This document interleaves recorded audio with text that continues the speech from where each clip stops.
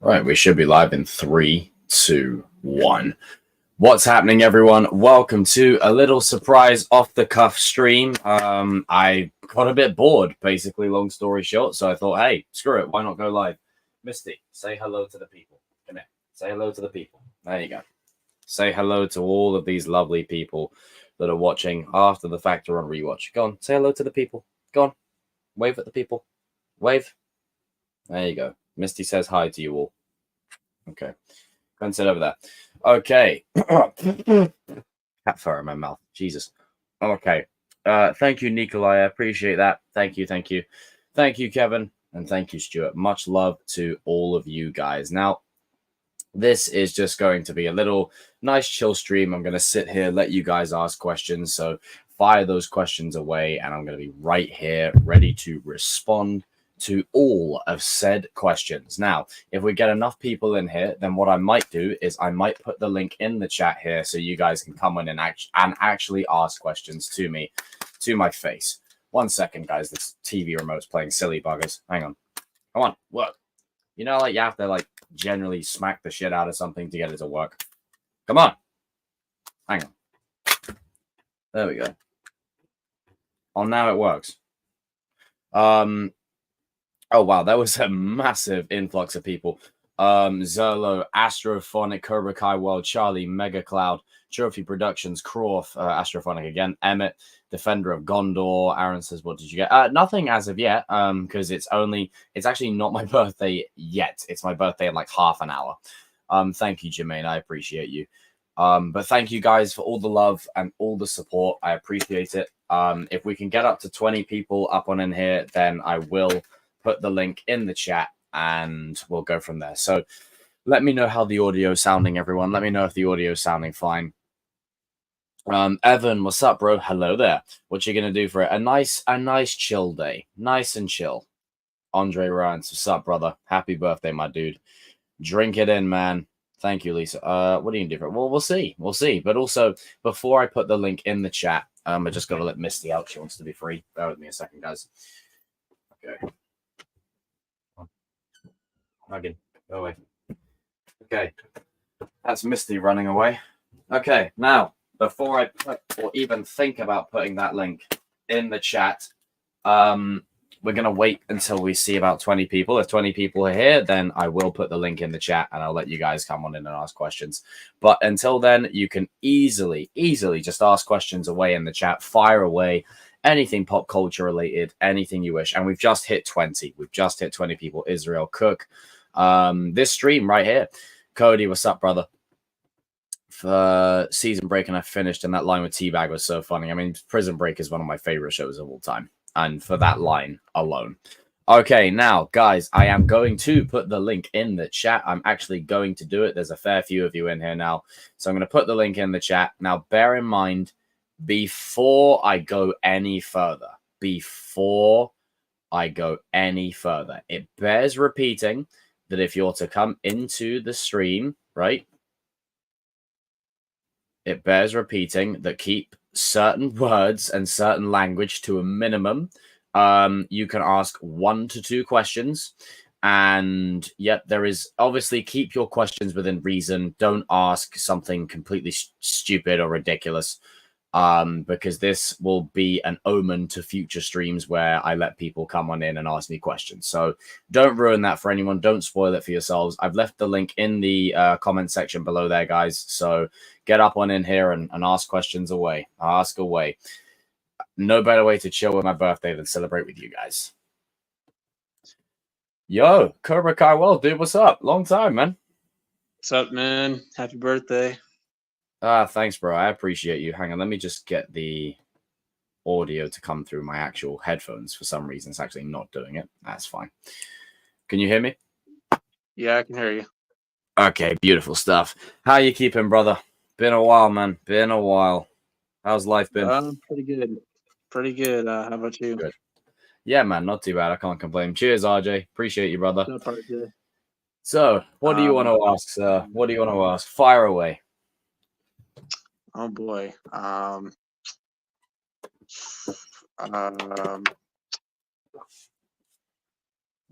I guess I missed the last stream, so I never really got your thoughts on RDJ playing Doctor Doom. So, like, how do Well, you feel dude. about that? 50-50. Like me and the boys said during that stream, there is a part of me that as a fan absolutely freaking adores it. And then there's another part of me that just goes, you know what, man, that right there was this is a bold strategy, Cotton. Yeah. There was a part of me that was just looking at that going, you know what, that is a really risky maneuver, a very risky maneuver. But executed right and in the right hands, you got something good there. But in the wrong hands, that could potentially be a problem. Yeah, because it is kind of weird. Because like when you see him, you're like, oh, that's Iron Man. Now he's all of a sudden he's Doctor Doom. Yeah, now all Like, of a sudden he's Doctor Doom, and we've got to completely disregard the fact that he was, well, not disregard. We've got to completely change our perception that it's no longer Iron Man, it's Doctor Doom. And it's not even a variant of Tony Stark from what we've been told. It is flat out just Victor Von Doom. So it's like he coincidentally has the same face of the hero of this universe. It's a little bit jarring, if you will. Just a tad, just a little bit jarring. yeah, it is a bit concerning. I do think he's a good actor. I'm just not really sure if he's gonna fit the persona or not.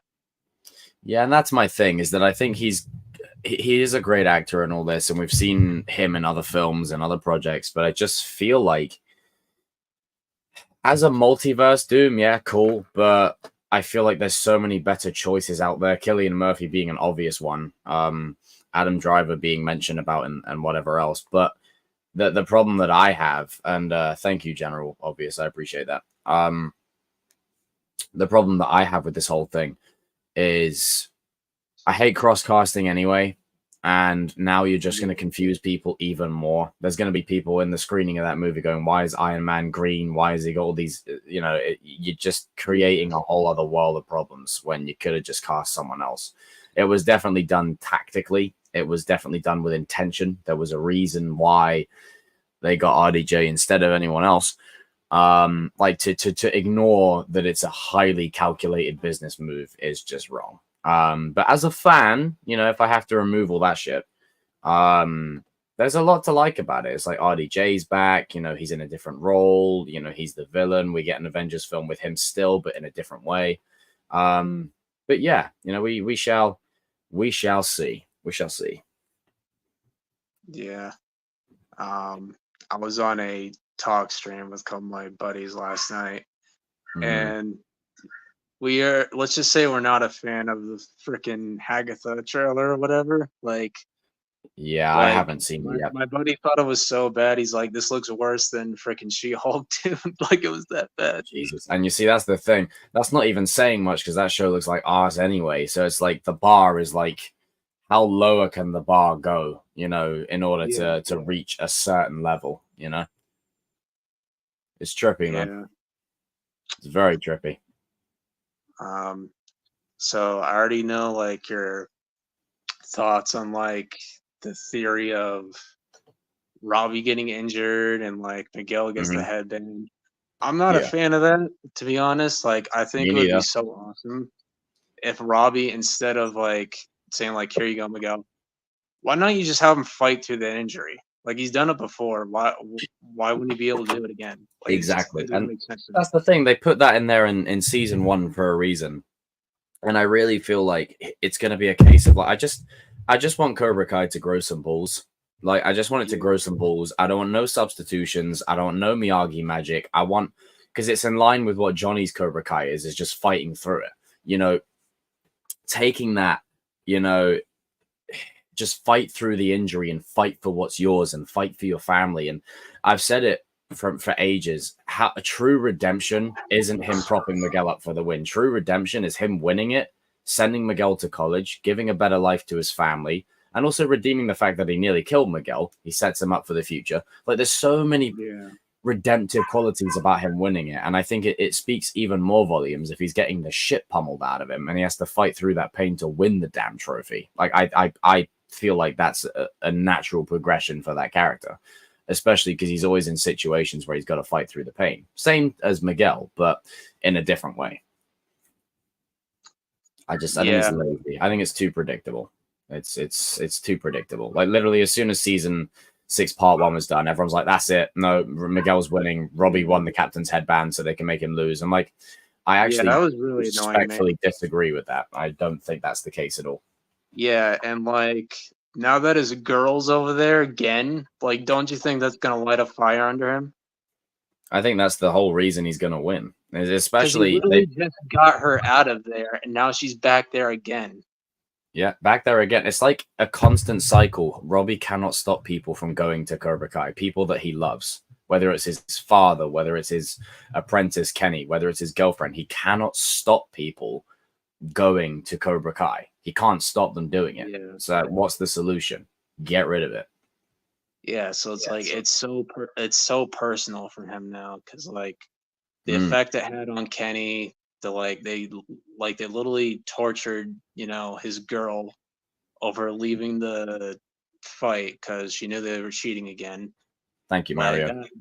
That was ridiculous. Like, just making her punch Stone over a freaking match. Like, that was like the most ridiculous thing I've ever seen in my life. Like, I'm not even kidding. That was very cartoony as hell. But also that right there, and the fact that she's on the same team as the woman that did that to her, it speaks volumes. I don't get.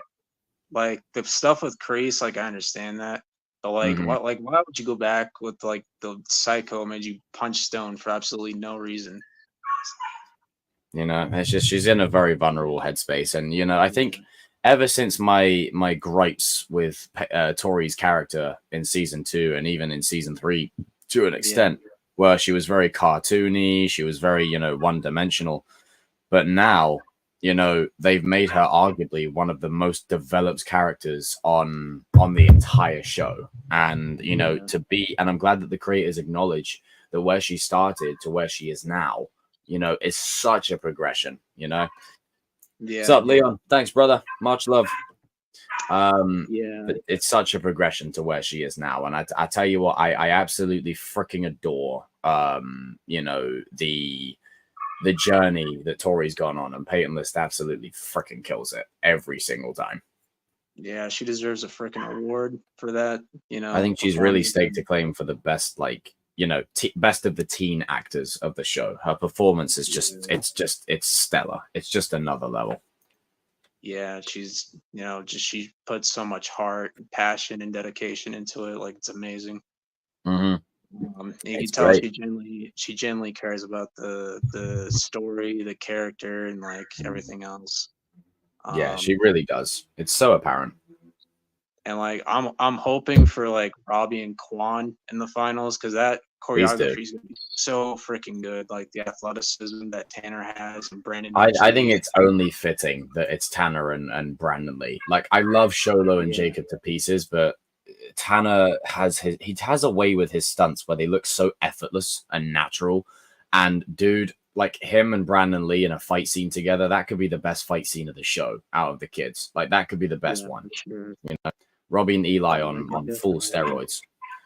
That could definitely top the Eli versus Robbie in season 4 and the Miguel versus Robbie in season 5. Mm-hmm. For sure. Yeah. No, I agree. Yeah, I'm interested in what they do with the Miyagi stuff, because I know they're discussing this prequel. Nothing's official yet. They're just discussing it. Yeah, it's all hearsay at the moment. Let me tell you right now. They reveal that Mr. Miyagi fought Kim Sung-young in the Seikai Taikai. I'm shutting my TV off. I'm sorry. Yeah, you know what? I have a funny feeling. I often joke about the Star Wars comparisons to Cobra Kai. I've joked about it because I'm just talking about parallels and themes, as we know. But if they actually find some kind of way to make Miyagi-Do actual Jedi and Cobra Kai actual Sith, I'm gonna be okay, that's a step too far. I don't know how I would feel about that. I think that's too much. That's too much. I would just leave it be. I think it's wild alone that this guy is still alive, dude. And just walking around hitting Kreese with a stick. You're not a good student. Yeah, Like like, that dude, was just ridiculous. the fact that this old fuck is still alive, you know, and we're just like, wait, what? How? I don't know how he's alive, but we're here. You know, it's ludicrous. It's Yeah. absolutely insane. But then again, there is a part of me that somewhat enjoys it and just goes, you know what? Yeah. Fuck it. Feels like fun. But then at the same time, I'm like, that's right. It's ridiculous. Yeah, it is funny. It is I am ridiculous. interested to see what they do with Sam's character because they really Mhm. haven't done that much with her. And I'm No, like, I wow, want what? way more for her. Out of all of them, she's got the least. Because the thing Oh, is, as yeah. much as I say Miguel Stanford reason is kind of baseless and one-dimensional, they can do a lot with that if they start expanding upon it and give it some more context. Robbie, I've listed all the reasons. Tory's got all the reasons, but Sam doesn't have that right now, and I would really like that for her going into part 2. Yeah, and like, Hopefully so. I was like, wow, for once Sam doesn't do anything to piss me off because last season she was on the, like Yeah, I when she know. was on the phone with Miguel, she's like, you're supposed to be in my corner. Why weren't you there? And I'm like, can you give him a break, please? Yeah, Like, no, you know what? I actually agree. I'm like, can you give this boy a break? Like, come on. Like, I mean, don't get. I do get her POV on things, but at the same time, I'm like, can we just give him a bit of slack, just a little bit, yeah, you know? But hey, yeah, but we're here. yeah, we really haven't seen her motivation yet. Like, I No, we mean, do need to. Thank like you, Lucifer. I think her motivation is to like get through to Tori's head, and Mhm. shout out to Melissa. I'm sure you know who that is. Yeah. She did a pretty good theory of like Tori like injuring Sam in like the Sekai Taikai, but like Sam actually fights through the injury to Oh like well. um Oh, everyone's fighting through the injury. Christ, yeah. So like I mean powerful. it is a real tournament, so like they gotta go like all out. Someone's gonna. And A few people are gonna get hurt. I think at least 2 or 3. I think Dimitri's a given because That's a of given. like his cocky attitude now. Mhm. Like now that he beat Hawk to get the flag. I think it's funny that Like you say that as Croft types that essentially Dimitri's going to get his head taken off at the same time Hawk starts to shine. Like it's gonna feed into that. yeah, and Also, like everyone hit the link. Hit the link. Get on in here if you want to ask questions. Hit the link and get on in here. It's just yeah, in like he the even chat, guys. Hit started the get in here. he even started spiking his hair up a little bit. I'm like, oh gosh. Yeah, adding in gel and things like that. And I'm like, well, here we go. So I said, like, at first, me saying something as simple as Dimitri having an arc similar to Quan, people were like, wait, what? How? I'm like, well, it's actually very similar. They're both cocky. They're both Oh arrogant. yeah. The problem is one of them is naive. One can back it up. And that's a Yeah. problem for Yeah, Dimitri. that's what I like about the Kwon character and like with Kreese. Because Kim Dae-yoon didn't like really care for him. She's like, oh, Yoon's like the best student and whatever. And Kreese saw potential right away and he knew exactly what to do. And this dude like took out her top 3 best fighters. Mm-hmm. And like the way this dude like just rips off his badge was just freaking cold. Like holy crap. He was like, you know what you've got, I want that. I'm taking it. It's mine. It's Yeah, he's mine. like, I'm taking it. I'm taking it. Well, I'll let this next person come on up on in here. But thanks for popping in, dude, and I appreciate the love. Much love. Yeah. Everyone raise a toast to Cobra Kai World in the chat below. And just yeah, dude, thank you. Like while you're here, like thank you for just your unwavering support. You know, this whole like time I've been doing this for like the last damn near 3 years now, or well, 6 years entirely for YouTube, but like 3 years in terms of actually being noted. It means a lot, man, and I do appreciate that. And that goes for everyone in the chat as well. Same thing. All right, man. I'll see you around. Grateful. Till all are one, Good sir. chatting with you. Good chatting with you. Good chatting with you too, man. Keep it up, man. All right, you too. Okay, right. Let's bring in someone called Robbie. Let's see how this goes. I have a funny feeling this is going to go one of 2 ways. Bear with me here, people.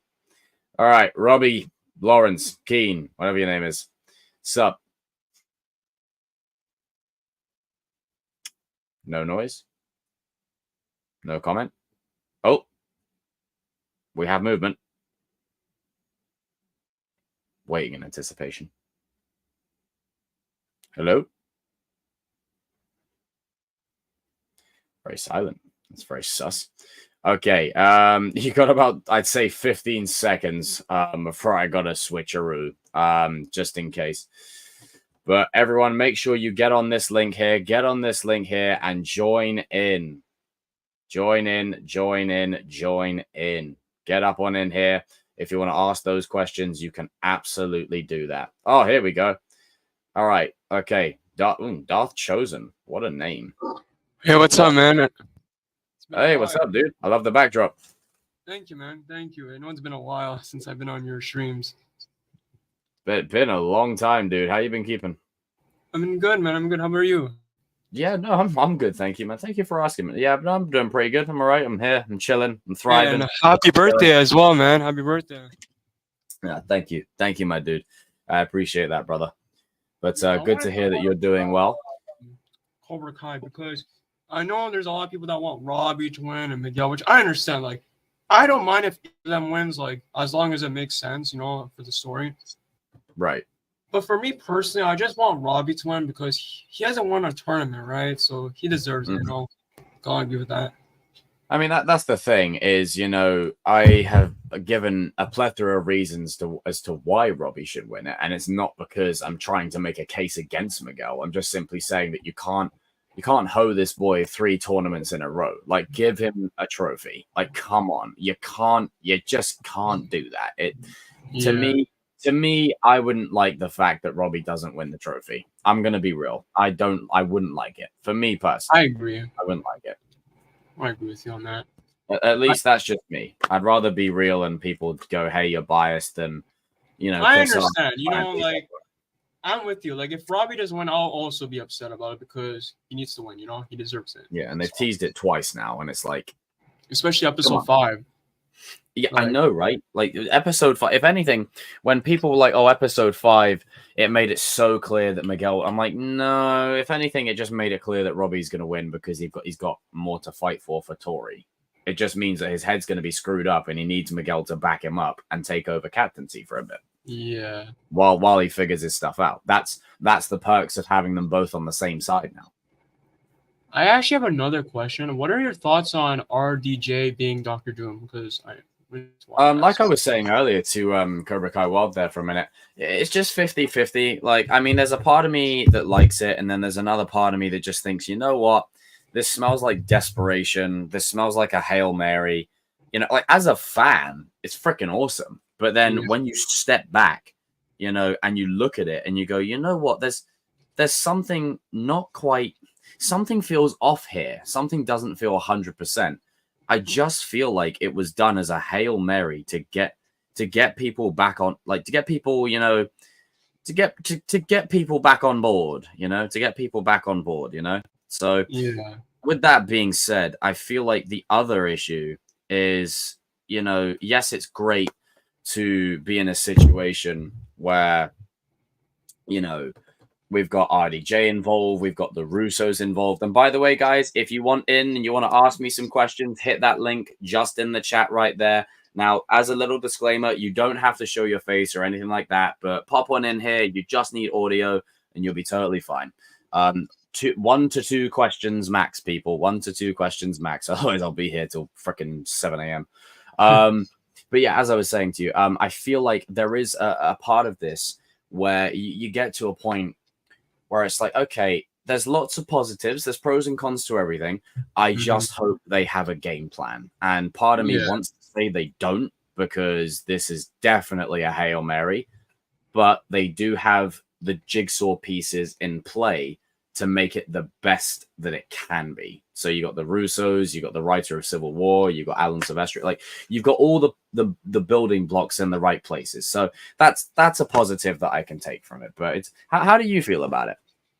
Well, for me personally, I'm okay with it as long as it makes sense in a way, because I don't know, like, it could go great, it could go terrible. Who knows? Anyways possible. But I don't know. Yeah, I don't know. I have it's just one of them things that could legit go, you know, either way. It really could do. And I'm hoping for the other way because Marvel's been on that, you know, downward slope. Yeah. But you never know. Stranger things have happened. But I firmly believe that this could be the start of a really good, you know, thing. All right, I know you're not a troll. Don't worry. I'll let you try again in a second. But I think this could be the kickstart of a really good thing. But the main concern I have is I want Doctor Doom to be around for a while yet. I don't want him to go anywhere. Yeah. And to know that we're probably going to have him for 2 movies because RDJ is a hefty price tag and he's going to probably take up 80% of the movie's budget. I see you, Kevin. He's going to take up 80% of the movie's budget, you know, take all that money, you know, and then we're not going to have Doctor Doom post it because their focus will be on the mutants and Fantastic Four. You know, it's just like how do you top Doctor Doom? Like, yes, you can focus on the X-Men and you can bring in Galactus and the Celestials, but I feel like Doctor Doom is he's the guy. You know, he is the big bad mofo. I was gonna say, like, that's my thing about in terms of like Doctor Doom. Like, this is why I love Thanos, because the way they set up Thanos and build up was so perfect. Like, you really set up Thanos perfectly, and that's my concern with Doctor Doom. I wish they did the same formula for Thanos with Doctor Doom. So no, I agree. It's that same formula that I'm hoping for, and I'm just trying to piece it together in such a way where I feel like, okay, this is the best way we can honor these characters without shitting on the legacy of everything that came before it. You know, I'm just hopeful. You know, I'm remaining hopeful. I'm keeping my fingers crossed. So that's where I'm at mostly. That's where I'm at. You know. Well, it was nice talking to you again. It was nice talking to you again. Hey, everyone raise a pint in the chat to Darth Chosen. Appreciate you, bro. Keep up the grind with whatever it is that you get up to in your day-to-day life. And just, yeah, man, keep pushing forward, my dude. You got it, bro. All right. I'll see you later. Take care, dude. All right. Okay. Let's get Robbie up on in here. All right, Robbie, reveal yourself. Waiting in anticipation. It's definitely a troll, isn't it? It's definitely a troll. Yep, there's always one. Darn it. Okay, so I'm actually going to do what my acting profession has taught me to do, and I'm actually going to time you. So here's what we're going to do. I'm actually going to get a stopwatch. I'm going to time you, okay? I'm going to time you right now. So here's what's going to happen. I'm going to give you a grand total of 15 seconds. I'm going to count down. Okay, we're going to count down. 15 seconds. 15 seconds. 8, 7, 6, 5, 4, 3. Yeah.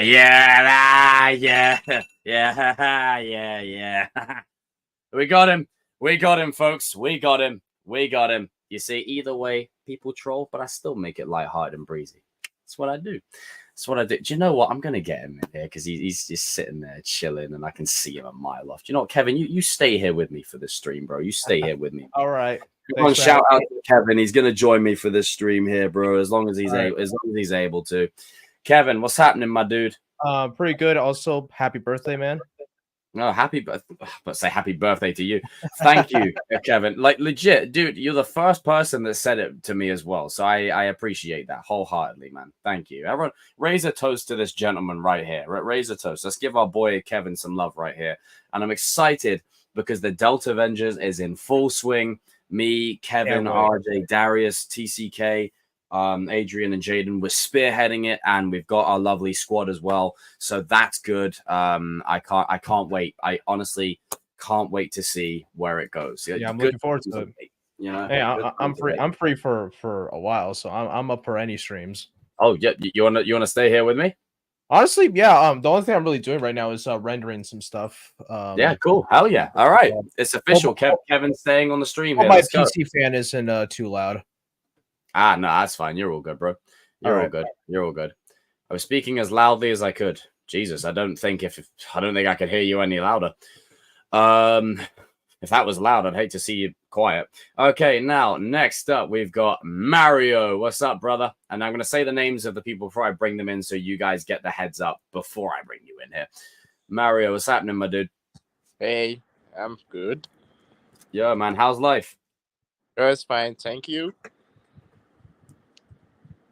Lucifer, you can By the honestly with this particular shirt, you can pretty much buy it anywhere now. You can go in the Netflix shop, the Cobra Kai store, or Amazon. That's where I got. I got it on Amazon because Get it off Amazon. They've got a good couple. Because get this shirt on Amazon, I'd recommend that because it'll get to you the quickest. Beautiful sauce. We love it. We love it. All right, Mario, shoot, pal. How you keeping, my dude? I'm good. All right, what questions do you want to fire away, sir? Okay, the fight between Sam and Tory in the 5th episode. Do you believe that Tory would have injured Sam badly if Daniel did not come in? Yes, I believe that was gonna happen right there and then. Now, here's the thing, right? This is the I guess you could say the caveat with it, and where Daniel and Johnny, and you can make a case for both. The way I see it in this situation here, regardless if it was Tory's intention or not, Sam's head was coming clean off her shoulders. And the thing is, you know, it's not me saying this but when you've been in enough real world situations, the look that Tory had on her face wasn't a face of I'm going to leave a mark on Sam's face or I'm going to stake a claim. It was a look of I'm going to legitimately take your head off. And, you know, it's not personal. It's not like, you know, she's doing it because she wants to hurt Sam. It's just she's got all this rage and anger within her. She needs to find a place to vent it out. And Sam is the outlet for it. Now, do I believe that Johnny is right in the aspect that, yeah, okay, Tory's working through it? Absolutely, we should find a way. The problem is she's not in the headspace to do that. So, like, I think in this instance, Daniel made the right call stopping the match. I know it's a bit of a thing. It was the what happened after the stopping of the match. That's where Daniel went wrong and everyone else went wrong. I full-heartedly agree with that. And if you wouldn't mind, I'd like to weigh in on Go for it, man. Yeah, Daniel him stopping the fight, I think, was fair because of just how extreme Tory was going. But like you said, how he handled it afterwards, I feel like that's where Daniel kind of fucked up a bit. Because him and Johnny were clutching again. Because let's say he didn't stop the fight. We saw that Tory hit Sam in between points, right? Yes. If she had kept on going and Johnny let it happen, Sam probably would have gotten injured. That would have cost him another one of their top fighters. So either way, it was going to be a lose-lose scenario. I think what happened, what Daniel should have done is say, hey, I heard about what happened. How about he should have taken Tory to his side, talked to her one-on-one, and say, hey, listen, I heard about what happened. I'm sorry. You're emotional right now. How about we put a pin on this for now and maybe continue this in a couple more hours? Or you can, or he should have either volunteered himself or Johnny to spar with her to get that frustration out, and then potentially. RJ's joining too, guys. Anyway, well, as I was saying, and I think they should have resumed the fight maybe like at night, or to make it better at night, but it's just Johnny, Daniel, Sam, and Tory. Nobody else is around. I agree. So she doesn't have to worry about, people watching her, all that pressure and whatnot. And I agree, Tristan, they should, both Johnny and Daniel should have handled that differently. Yeah. That is true. That's a recipe for danger. Oh, true. Yeah. That's a recipe for danger. But the point is valid, is that in that headspace, she's not, and shout out to RJ, everyone. Welcome RJ here. Look at him right there. Handsome mofo. Look at that. First off, happy birthday. Thank you. Yes. Getting old. I know. You're catching up. Don't worry. You know what they say about every birthday that I have? It means you're not far behind. Yeah. Mm-hmm. Strike First Media got to be part of season 6. What do you have to say about that? I'll say that again, buddy. Sorry, Mario. The audio cut out on my end there. Oh, Strike First Media. He got to be in season 6. Oh, dude, okay. honestly, shout out to him. I am so during proud of our reaction, like that me and Kevin recorded, I actually legitimately said, I was like, Cody, it's Strike First Media. It's Cody. Yeah, I think we all like screamed that. I was like, he's there. Now, if it was anyone else, I wouldn't have given two shits. But because it was Cody, I was like, you know what? That is freaking dope. Shout out to Cody. And hey, I don't know if you watch it right I now. subscribed to Cody back when he had like under 1,000 subscribers, and just see how far he's come. And shout out to you, RJ, for making it into that premiere. Dude, that was a very, very good premiere, very good experience. Wait, what would have been your reaction if Cobra Kai Nation was there too? At the premiere? Oh yeah, he was there too. I saw some. I saw some like of the Strike First Media. Yeah, it looked a vibe, you know, just badass individuals everywhere, badass people, you know. And a fan like him getting the chance to be in that show was probably such a fun experience. It's probably a dream come true for what is mostly just extra work to people, you know, and just a paycheck. For Cody, that was probably, you know what, this is freaking amazing. I'm now a small piece. He got to be on set. Yeah. I'm wondering if he actually got the chance to talk to some of the cast while he was there. I mean, I get he was just an extra, but even still. Who knows? It's freaking awesome. That is so dope. Shout out to him. Indeed. Mario, do you have one more question about Jacob? No one cares about your birthday. Yes. Nice comment. Not Cobra Kai World. I appreciate you. Sir. Jesus. Oh my God. I hope. What's up, Strike? Yes, I have another question. Ignore that, guys. I just accidentally banned Cody. What? I was about to say it. I was so confused. I just hit the wrong one. I'm so sorry, Cody. Can you put that in? One of the mods beat me to it. One of the mods did it for me. So the chat scrolled down and it took you out instead. Jesus Christ. Talk about a fucking bummer. All right, Cody, get back in here and bloody put that message back in. You absolutely lovely specimen. Oh my goodness. It's embarrassing. All right, Mario, do you have any more questions at all, my good sir? Congrats, yes, I do. For being an extra. Like that must have been a dream come true, man. Congrats, Cody. And keep up the videos. I've been subscribed to you since under 1K. Oh, sorry. Okay, sorry for interrupting. Yeah, I know yes, nobody is actually perfect, but do you believe that Johnny was really in the wrong for saying that we'll just simply coming to the conclusion that Mr. Miyagi was a liar and a thief, even though he saved his life once?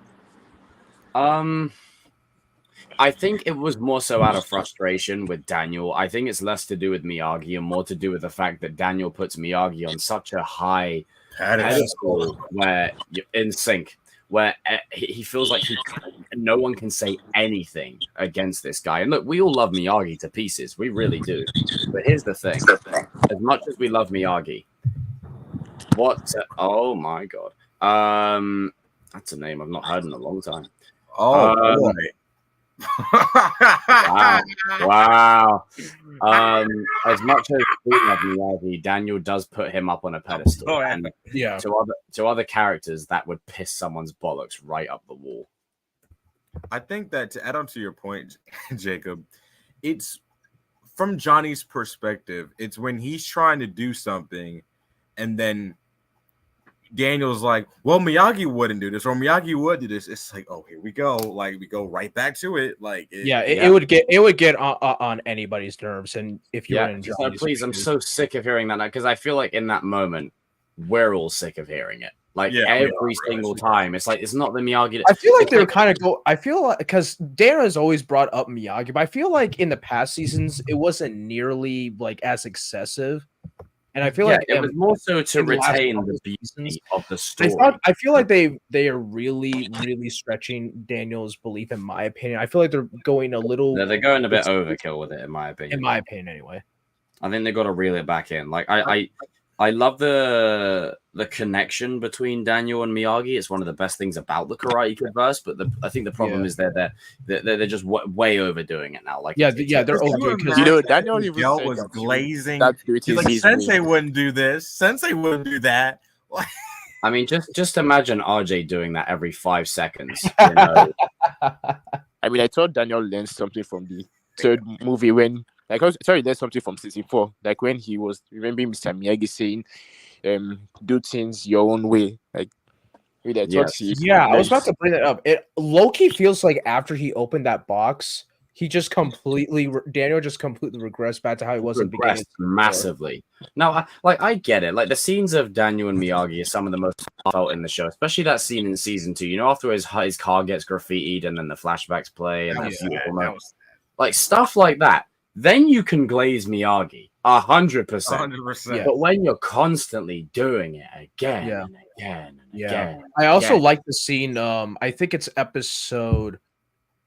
either episode 4 or episode 5. It's like when they go to the it's when they go to the country club. Daniel's walking on the beach and he runs into that fisherman.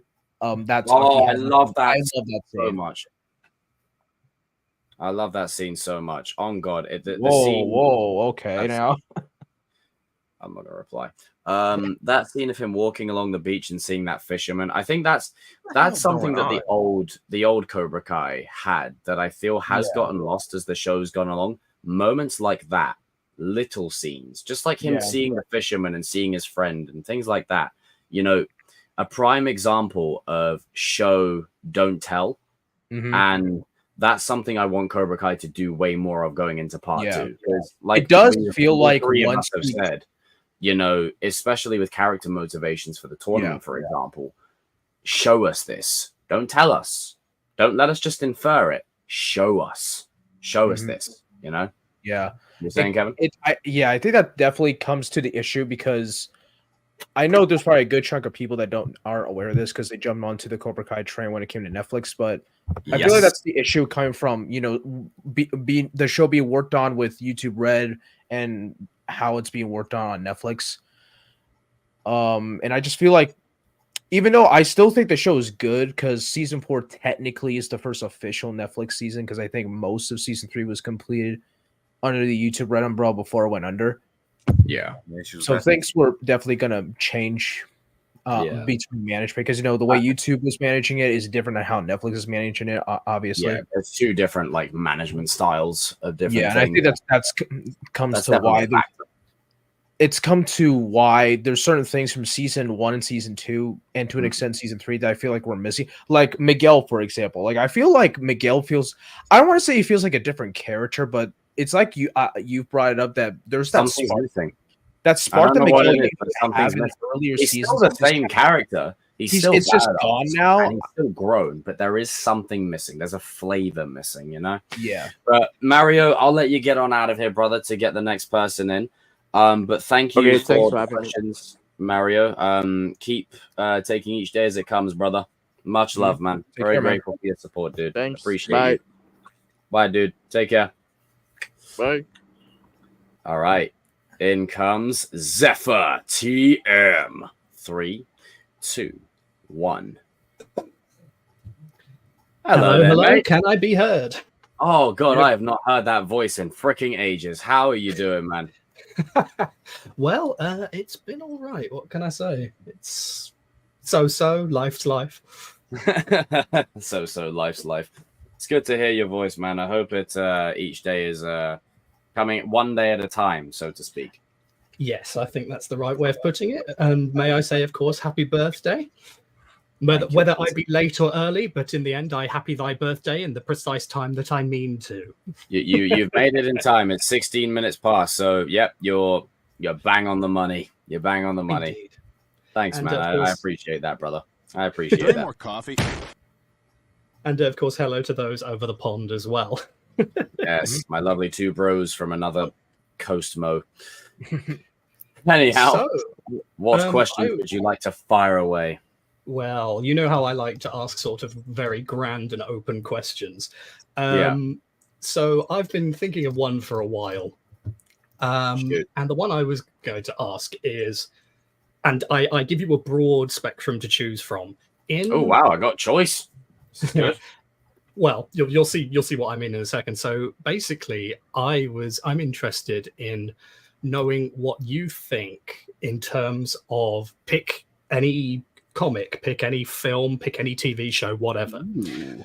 I want to know what you think is possibly one of the most beautifully done say scenes you've ever seen, and why. Oh boy! Because I have my own. I have one that I really adore from a series called Babylon 5. From a comic? From a comic specifically?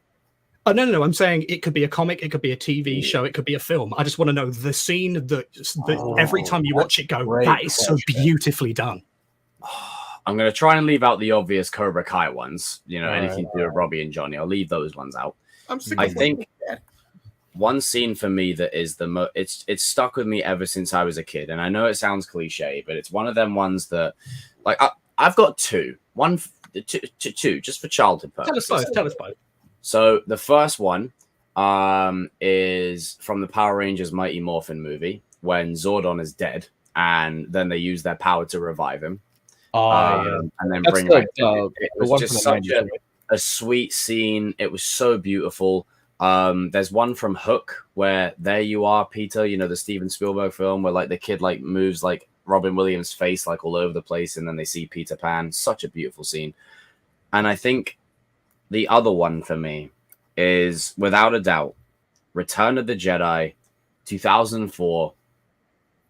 I don't care what people say, the special edition Hayden Christensen Ghost with Ben and Yoda.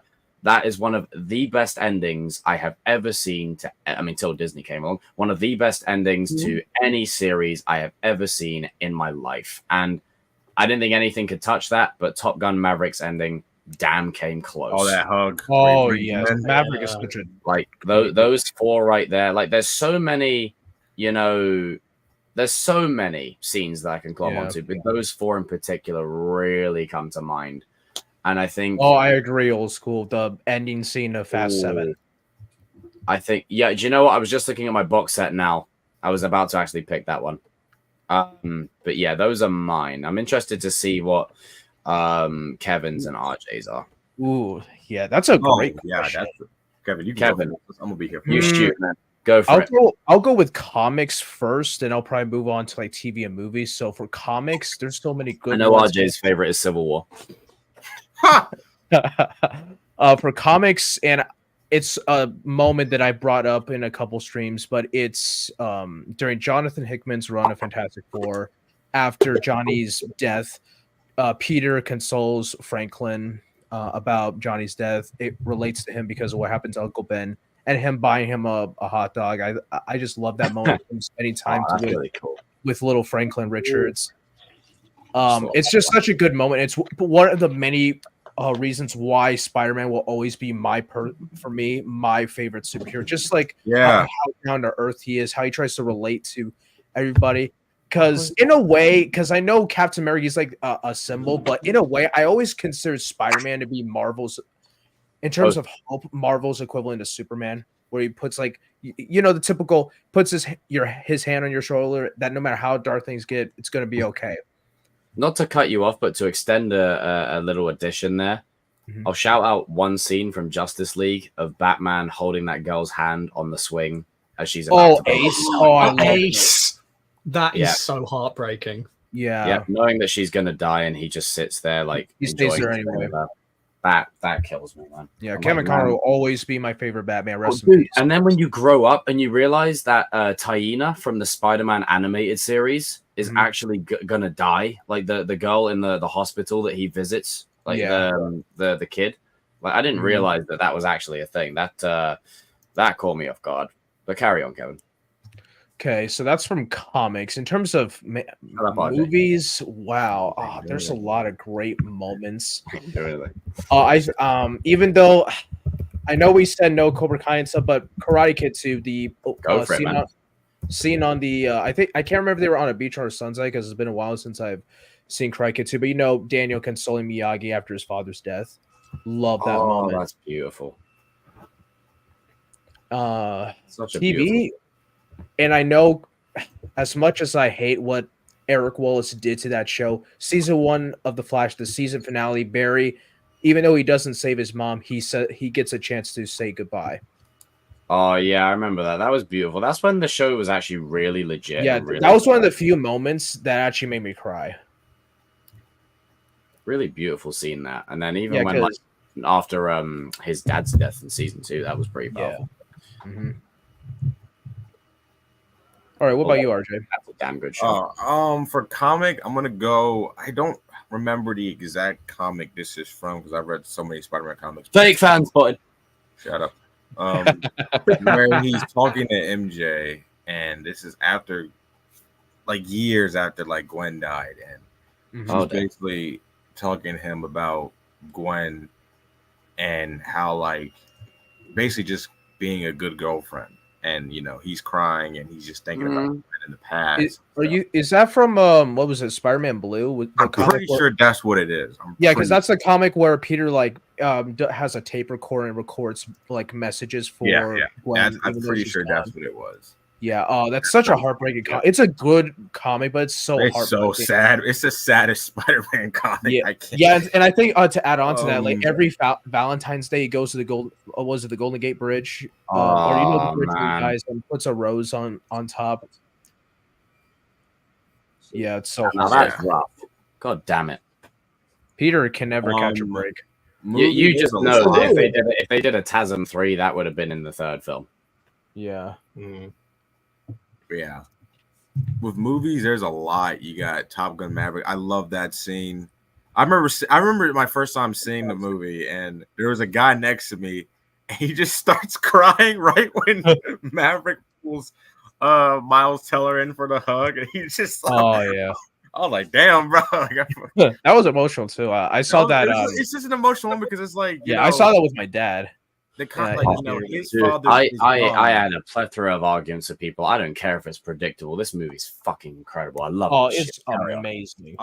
It's like where it's such a good moment because his dad, Miles Teller's character, his dad, in the first movie, died and stuff, and like, Maverick sees his father in him, so it's such a good moment where like they both make it back. And he just pulls them in for a hug. He said, "That's what my dad would have wanted." And then, yep. And don't even get me started. Don't even get me started on that scene in the fucking. Do you know? Like I've always said it, right? I don't mind the first Top Gun, but I've always felt like it's been a bit overhyped. Like it feels like a music video. If I'm gonna be real, whereas the second one, you can take music videos from it, but the movie slaps hard. And I tell you what, the scene that cemented it is the minute he gets chucked out the bar and he looks at Rooster playing Great Balls of Fire. Oh, yeah. Now, if that was most movies today, it would have been playing the piano going, ding, ding, ding, ding. But no, they don't do that. They actually let you feel the emotion of, Another one that I have is one of the greatest. Great banter. One of the best movies by Christopher Nolan. Interstellar, the scene towards the end where Matthew McConaughey's character is like seeing his kids grow up. That is like, that's such a sad and touching scene at the same time. But it's like, my gosh, Interstellar is one of those movies where I can't I have to watch it. I can't like rewatch it. Like it has to be like a time where I feel like watching it. But it's like another one for a show. I'm gonna go. I mean, I'm gonna try not to name Cobra Kai because but I'm gonna go to Sopranos. Jacob probably knows what this scene is from. Woke up this morning. But if you haven't seen The Sopranos in the chat, it's a mob show, one of the greatest TV shows of all time. But overrated. Shut up. But but there's a scene where like Tony and his nephew Christopher are like having like a moment where they dwell on the past and stuff, and it's kind of sad because like they're kind of making fun of Christopher. I remember you telling me like pay attention to that because that episode. It's like in the final season, and then thank you, Melissa. Christopher's like the character that's like the Jesse Pinkman and the Robbie Keane of the show. He's very much like the character that gets the short end of the stick and stuff. And it's such a sad scene where because he sees that people that are in the mafia don't care about him, and he lost the character that was supposed to him like a season ago. Another one is Breaking Bad, where Jesse's girlfriend in season 2 died, and Walter is like, in context, Walter's kind of.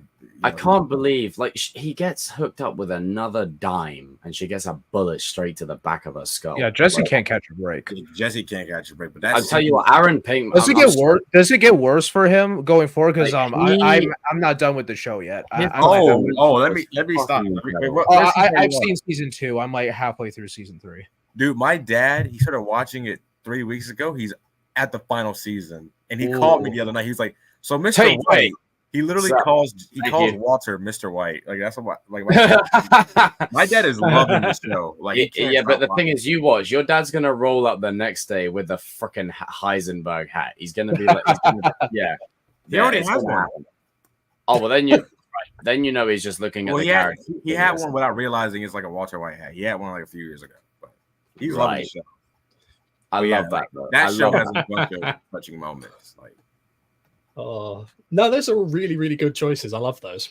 Yeah. I was gonna say, if you don't mind, I'll tell you mine just because. Absolutely, dude. And also, by the way, guys, I won't say his name on here, but I've known him for at least about a year or so now. So this guy, go on, bro. What's your moment, son?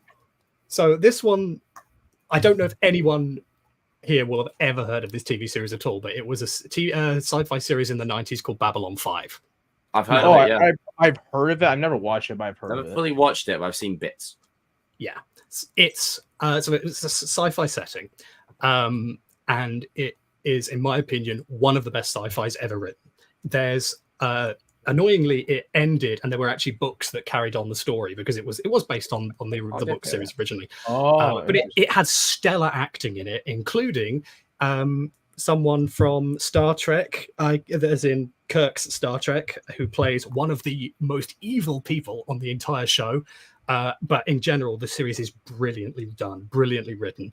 The writer was so prepared that he had a way of writing out every single character from the show if he had to, because he was that prepared. But wow, and there were several seasons, but my favorite moment is in season 3. Now, in season 3, there's been a build-up for a long time because this show was, as I said, pre-planned from the very beginning. And we have got to what is sort of the start of the big war, the one that's going to determine if humanity and all the other alien races survive what is coming. Yeah. And in the middle of it, because one of the great things about this show is there's a lot of things when you rewatch it, you can go back and you see where they were building up to.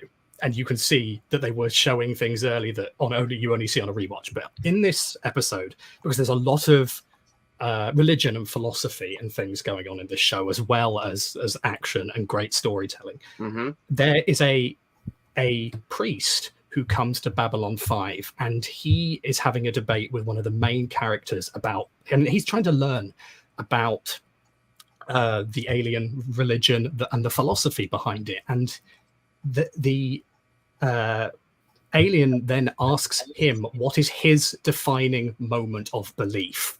In his case, it's Christianity. And regardless if you believe or not, the reply he gives, where he talks about Jesus in the Garden of Gethsemane and how he waits, and he could have run away and left at any time before, Judas comes with the soldiers to crucify him.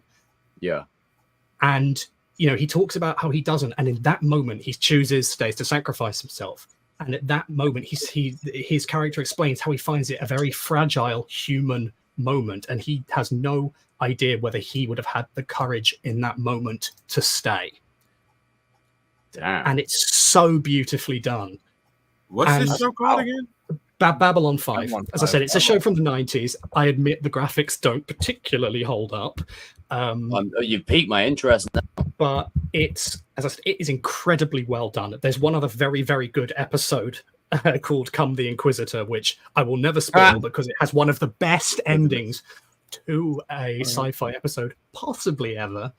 And it's very chilling. You're getting a little you're getting like a full-on interest here now for Babylon 5. As I said, it is in my opinion, it is so beautifully done, so beautifully written, and it's such a human moment, especially when explaining a faith to a character who is an alien, who is not from this world, who has no idea about really human faith. It's so brilliantly done.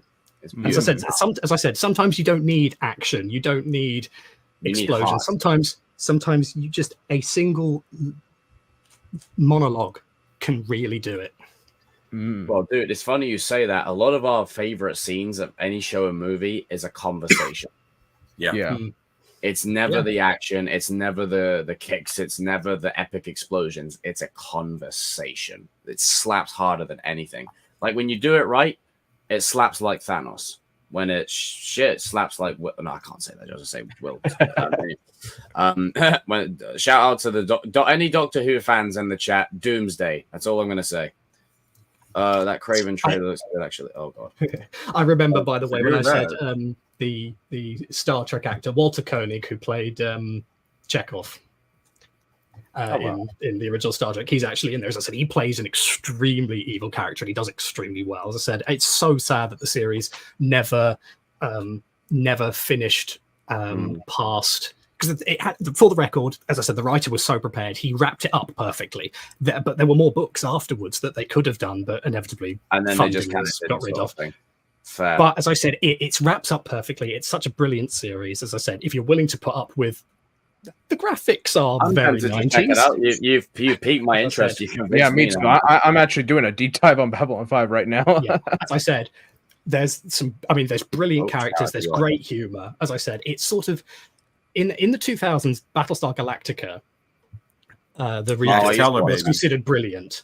I would say and sort of one of the best sci-fi series of the 2000s. In that sort of type of in that type of frame, Battlestar Galactica was good. It was solid. I watched a few. Honestly, of that show. It was good. Babylon 5 is the 90s version, but as I said, I think it is the most underrated one. But as I said, I could go on forever. I'm glad that you've given it more exposure, because I'm always a fan of the underdog. Always has a shot. You know, I'm always rooting for the one that. Well, it's also very funny because there are a lot of actors who, if you like your Star Trek Deep Space Nine, which is funny enough another TV series where it's set on a space station. Wow, seems to be a full-on recurring thing. Yeah, I was going to say there was so many crossover between the actors. They did share actors. It was quite good. I've got to switch another person in soon. No, of course. I've talked way too long. But Zephyr, you absolute legend. It's been good to catch up with you, bro. Thank you for bringing some spotlight to Babylon 5. You piqued my interest with that show now as well. As I said, I do hope I can get someone here to watch it so then I can hear you guys talk about everyone it. Everyone in the chat, watch Babylon 5. Okay, yeah, I'll probably go check out a few episodes after the stream. I'll probably watch it. Do it for Zephyr. Anyway. Watch Babylon 5. Zephyr, thank you. Appreciate you, bro. Have a good rest of your night, my man. Good night. And I said, once again, happy birthday and good night to everyone else. Thanks, brother. Raise a toast to Zephyr in the chat, people. You legend. Happy birthday, you filthy animal. Oh, thank you, Danny. The man, the myth. The Def Leppard and Journey, you lucky bastard. Don't say Journey and Def Leppard. Oi! Rock of Ages, motherfucker. Rock of Ages. The first thing I thought of was a season 4 trailer. What, share? Bring us along with you. You goof. But thank you, Zephyr, for coming on in. I appreciate you, my dude. Appreciate you. Okay. Low. Underdog always has a shot, except hang on, look. Except when you're that is Cole's favorite. It's Charles Cole. It's Charles Cole. We'll get him in here. Okay, right. Everyone hit that link and get up on in here for the love of holy mackerel. Man, he does not like Anthony. Yeah, he does not like Anthony. No one does. No one does. I mean, apparently I do. I just understand characters. I don't like him. Okay, Melissa has waited patiently. Melissa. Bonsai. Happy birthday. Bonsai, Melissa. How are you? Good. So there are actually a couple of questions that I like. I mean, and you could pick if you want, you could pick Karate Kid or Cobra Kai or anything cute. Far away. What's like the most action, like, you know how we always have the action packed in the movies, where we get the fight between the heroes and the villains. What's the most action what's the best fight scene, most that has so much emotion, so much emotional value that you've seen that you've seen or read in comics, and that you just like, you feel like it's like even though you know it's not happening to you, you feel it in that moment, like as if it I is already have one that's you. flown straight into my head. I have one for comics put it straight there, and essentially the one that it is, Bucky and Steve and Winter Soldier. Like I'm a huge sucker for like Anakin and Obi-Wan, if you will. I'm a huge sucker for when there is a personal stake in the fight, especially when it pertains to two characters going toe to toe. The best way I can describe this, it's like if me and RJ, right? We're inseparable. Robbie, Kenny, Optimus, Bumblebee. Well, more like Hot Rod, but Hot Rod, Bumblebee. We're inseparable. It's like if us two started going to war against each other. It brings that element of it's probably not going to happen, but it's heartbreaking and it's sad and it raises the emotional stakes to such a degree, and you're my mission to the end of the line. Oh, it was incredible. I was crying. I did not expect that from a fucking Captain America movie. God damn it. But honestly, that fight scene between Bucky and Steve, the fact that all the chaos is around them. The helicarriers falling, the explosions are happening, the score by Henry Jackman's building to the crescendo, the punches, the whatever. But the fight is a conversation. It's a conversation between two friends, one who's brainwashed, one who's trying to get through to his friend. It's such a beautiful moment. I freaking love it. And obviously, Anakin and Obi-Wan, I mean, it's always the people that have such a close connection. It really. I know this one probably doesn't count as a fight. It's more of like a small scuffle. But First Class, when Magneto finally embraces that dark side, Charles tries to stop out there. Yeah, Charles tries to stop him. He gets paralyzed. Mm-hmm. Oh yeah. And despite what happened, Eric still wants his friend by his side, and it's so heartbreaking. Yeah. Mm-hmm. And even though I would have preferred the actual First Class of Mutants in that film, I think because of moments like that, because McAvoy and Fassbender, they kill it in that film, is why First Class is my favorite X-Men movie. Oh, I agree. It's such a dope film. Yeah. It's just nice to have a superhero film for the X-Men as well. It's Charles Colt. And another one, emotional fight. It's the season 2 finale of Arrow. Seeing Slade and Oliver go at it both on the island and in present day. Two of these people who consider each other. I agree. What a choice. Yeah, that they once considered brothers, they're now enemies. This man that had trained him, they fought side by side. They would have taken a bullet for one another. Same man also drove a sword right through Moira's heart, and it's so tragic. And the emotion, the acting from both Stephen Amell and Manu Bennett is so phenomenal. And I think that's stellar. And even though I wish we got to see more of him, I did like the little redemption arc that Deathstroke did get in season 6, like that 2-episode arc of him looking for his son. Yeah. Oh, mate, that scene in season 5 when he's like, are you offering to help me find my son? I want us to find both of our sons. Oh, yeah. It's interesting that you say that. Yeah, it's like it's always so interesting, and like when it's personal, like. It That's always just like has a way of bringing you into the film or into the story itself, and it's like you wish there were more stories out there that actually had you do that. So RJ, the man, the myth, the legend, your turn. Go on, RJ. Two. One that I really really love. Stop talking crap, RJ. Shut up, Jacob.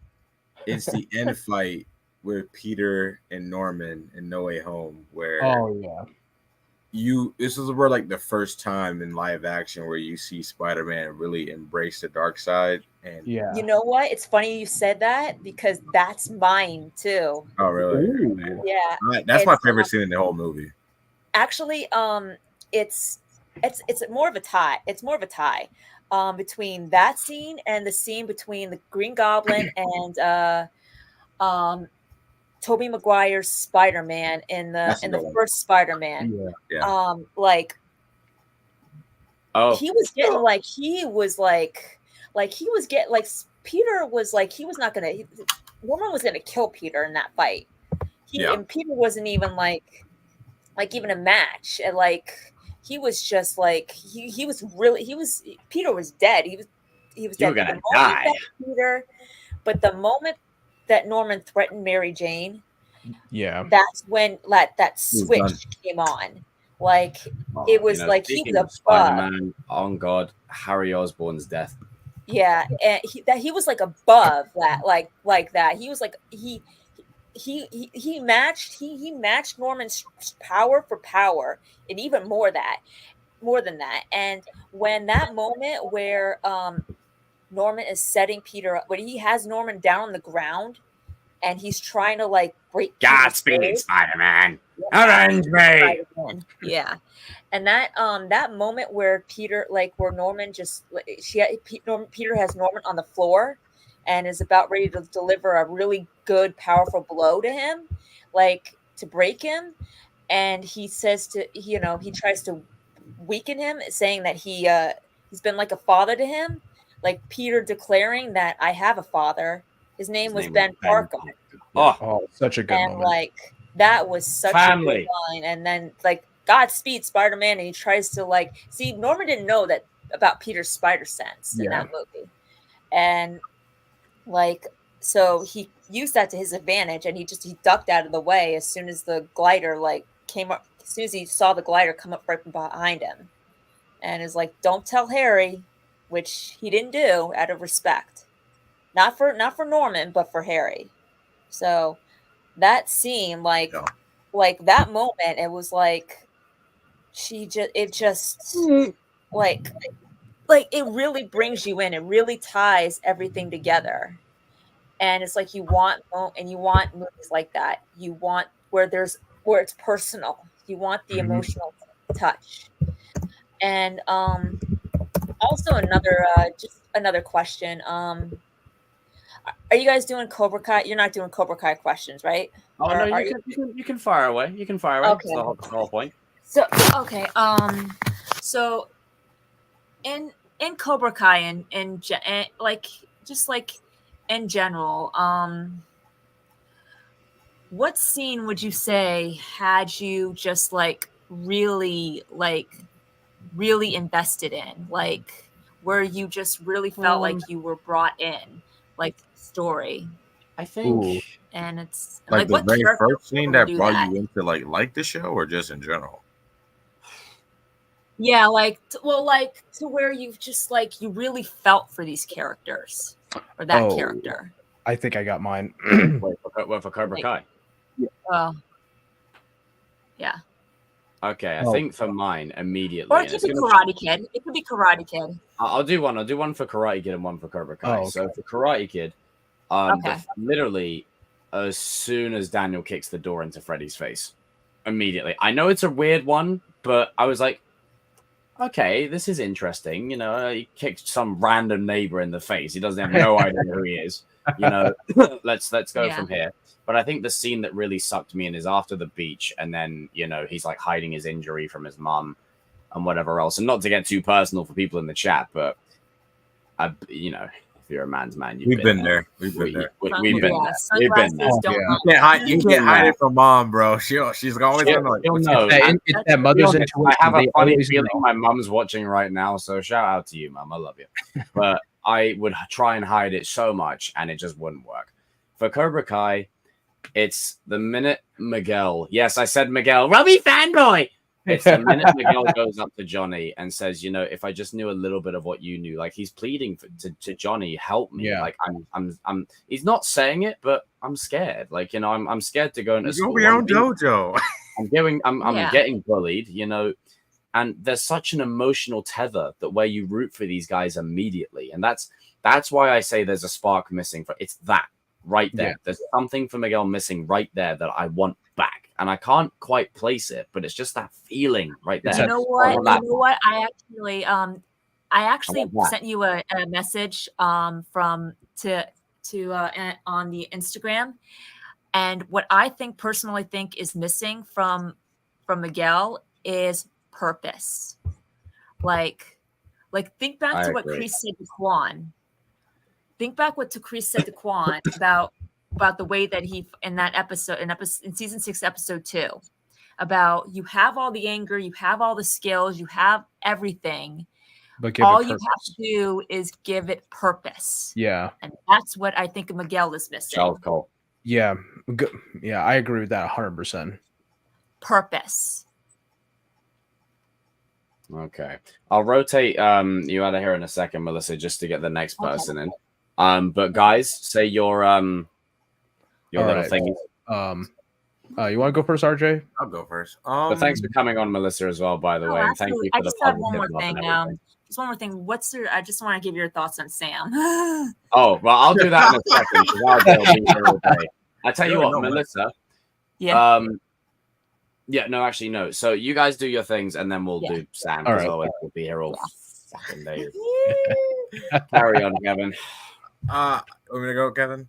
You can go. I would say the moment that really got me interested into the show was when Miguel beats Kyler, and like it's a simple scene, but it's not lame. It's not that's not a simple scene, but like that's the moment where I'm like, okay, like this is good. This is like good, like episode 5, okay. Because I thought the first 4 was like, okay, this is solid, but episode 5 is like where stuff really kicks off, and I love the ending to where you got Miguel just standing there by the dojo, and Johnny goes up and he's like, oh, yeah, a full up, got a full house, and like it parallel, and it switches to Daniel, where like he's getting back into the swing of things. I'm like, okay, we got us a show. Like we are here, baby. Yeah, what's up, my dude? Yep. It's like that was the moment they had me. That's insane. Thank you, Amir. Thank you for the love. That was when they had me. Kevin, what about you, bro? All right. I'll do like you, Jacob. I'll do one for Karate Kid, one for Cobra Kai. For Karate Kid, there's a lot of great moments, but it's the moment, after Daniel does the chores, he blocks all Miyagi's heads. I'm like, okay, I like where this is going. Because it is a simple scene, but I don't know, because with the underdog stories, just seeing Daniel start on that journey and where we see him slowly progress throughout the film, him trying to balance on the canoe, him finally defeating Johnny in the finals of the All Valley, that moment just really solidified set up that journey nicely, and it really got me fully interested into Daniel's journey throughout not just the first film, but throughout the entire trilogy. And for Cobra Kai, it's tough because there's a lot of good moments. I'm gonna say it's I'd say the second episode. It's when Daniel's cleaning up after Sam's party, and he looks at the picture of him from Miyagi in that news article and says, "I wish I had some of that Miyagi wisdom." Because even though it's so early in the show, but that moment where you really feel Daniel lost without Miyagi with him, because for one, he has to figure all this out on his own. Always lost without him. No, I'm playing. Go ahead. I'm sorry. I was like, it's just that moment, and then playing. What's up, Evan? Yes, sir. I just love that moment so much. I love that moment. It's my birthday stream, and we're not doing that shit here, Arjun. I'm joking. And it's my birthday stream. Oh, here we go. Yeah. Here we go. You sent them in here at the same time, didn't you? I didn't do anything. No, 100%. You sent them in here. I know you freaking did. I didn't do anything. I've been right here. Your thoughts on Sam? I tell you what, I'll make it. So I've got to get the next guy in here, but hold that question, because what's going to happen is we're going to be probably back and forthing about this for about this. I'm not going to go back and forth with you. It's your birthday. I don't want to argue with you today. Don't fucking do that shit. I also like to bring up one last moment for Cobra Kai. If you want, Melissa, just hang backstage, and then I'll get back to you for that question, just to be fair. Okay. All right. Beautiful. Just hang backstage for me, Melissa. Yes, I'll be right back with you. Okay. Yep. Beautiful sauce. Now, I have been waiting, and I mean waiting, to bring this guy in here. Honestly, it's time. It's time. It's happening. Stay calm. Stay calm, everyone. Jacob. It's happening. It's happening. Drum roll, please. It's Charles Cole. It's Charles Cole. Wait, what? You've been waiting just for me? It's Charles Cole. Charles, how are you, bro? Charles, this is my dude Kevin, and this is my bro RJ. Guys, this is Charles. Nice to meet you guys. So Charles Cole. So basically, you know that thing I put on my story the other day, compare me to a fictional character. This man commented Charles Cole, and I put a picture of Homelander. Okay, that's what I was trying to figure out. Like, what? Because you sent it, and I was like, what is that all about? I don't even know. Just Americans. That just made sense. Oh, well, because it's Homelander. Okay. Yeah. I see how it is. I thought you were Canadian. Anyhow, Charles, ask a question. Ask a question. Fire away. Bro, I don't know. I'm just sitting here like I'm playing a video game at the same time. I was not prepared for this. Well, I mean, hey, don't worry. It's fine. Right, let's see. You know what? We'll go with one that Steph has asked. He says, ask about Doctor Who versus Avengers. Like, who would win? Well, given that these two, I don't think I've seen the Avengers. I'll field this one. I'll put it like this. In a fist fight, Doctor Who is losing. But overall, all he's got to do is hop back in the time machine, and then they lose anyway. So, you know, context. Yeah, but he can't go back on his own timeline, can he? So if we're going by Doctor Who logic, then I don't even think that's a debate. Like, I think we know. Like, I have a question. You said we haven't seen the Avengers.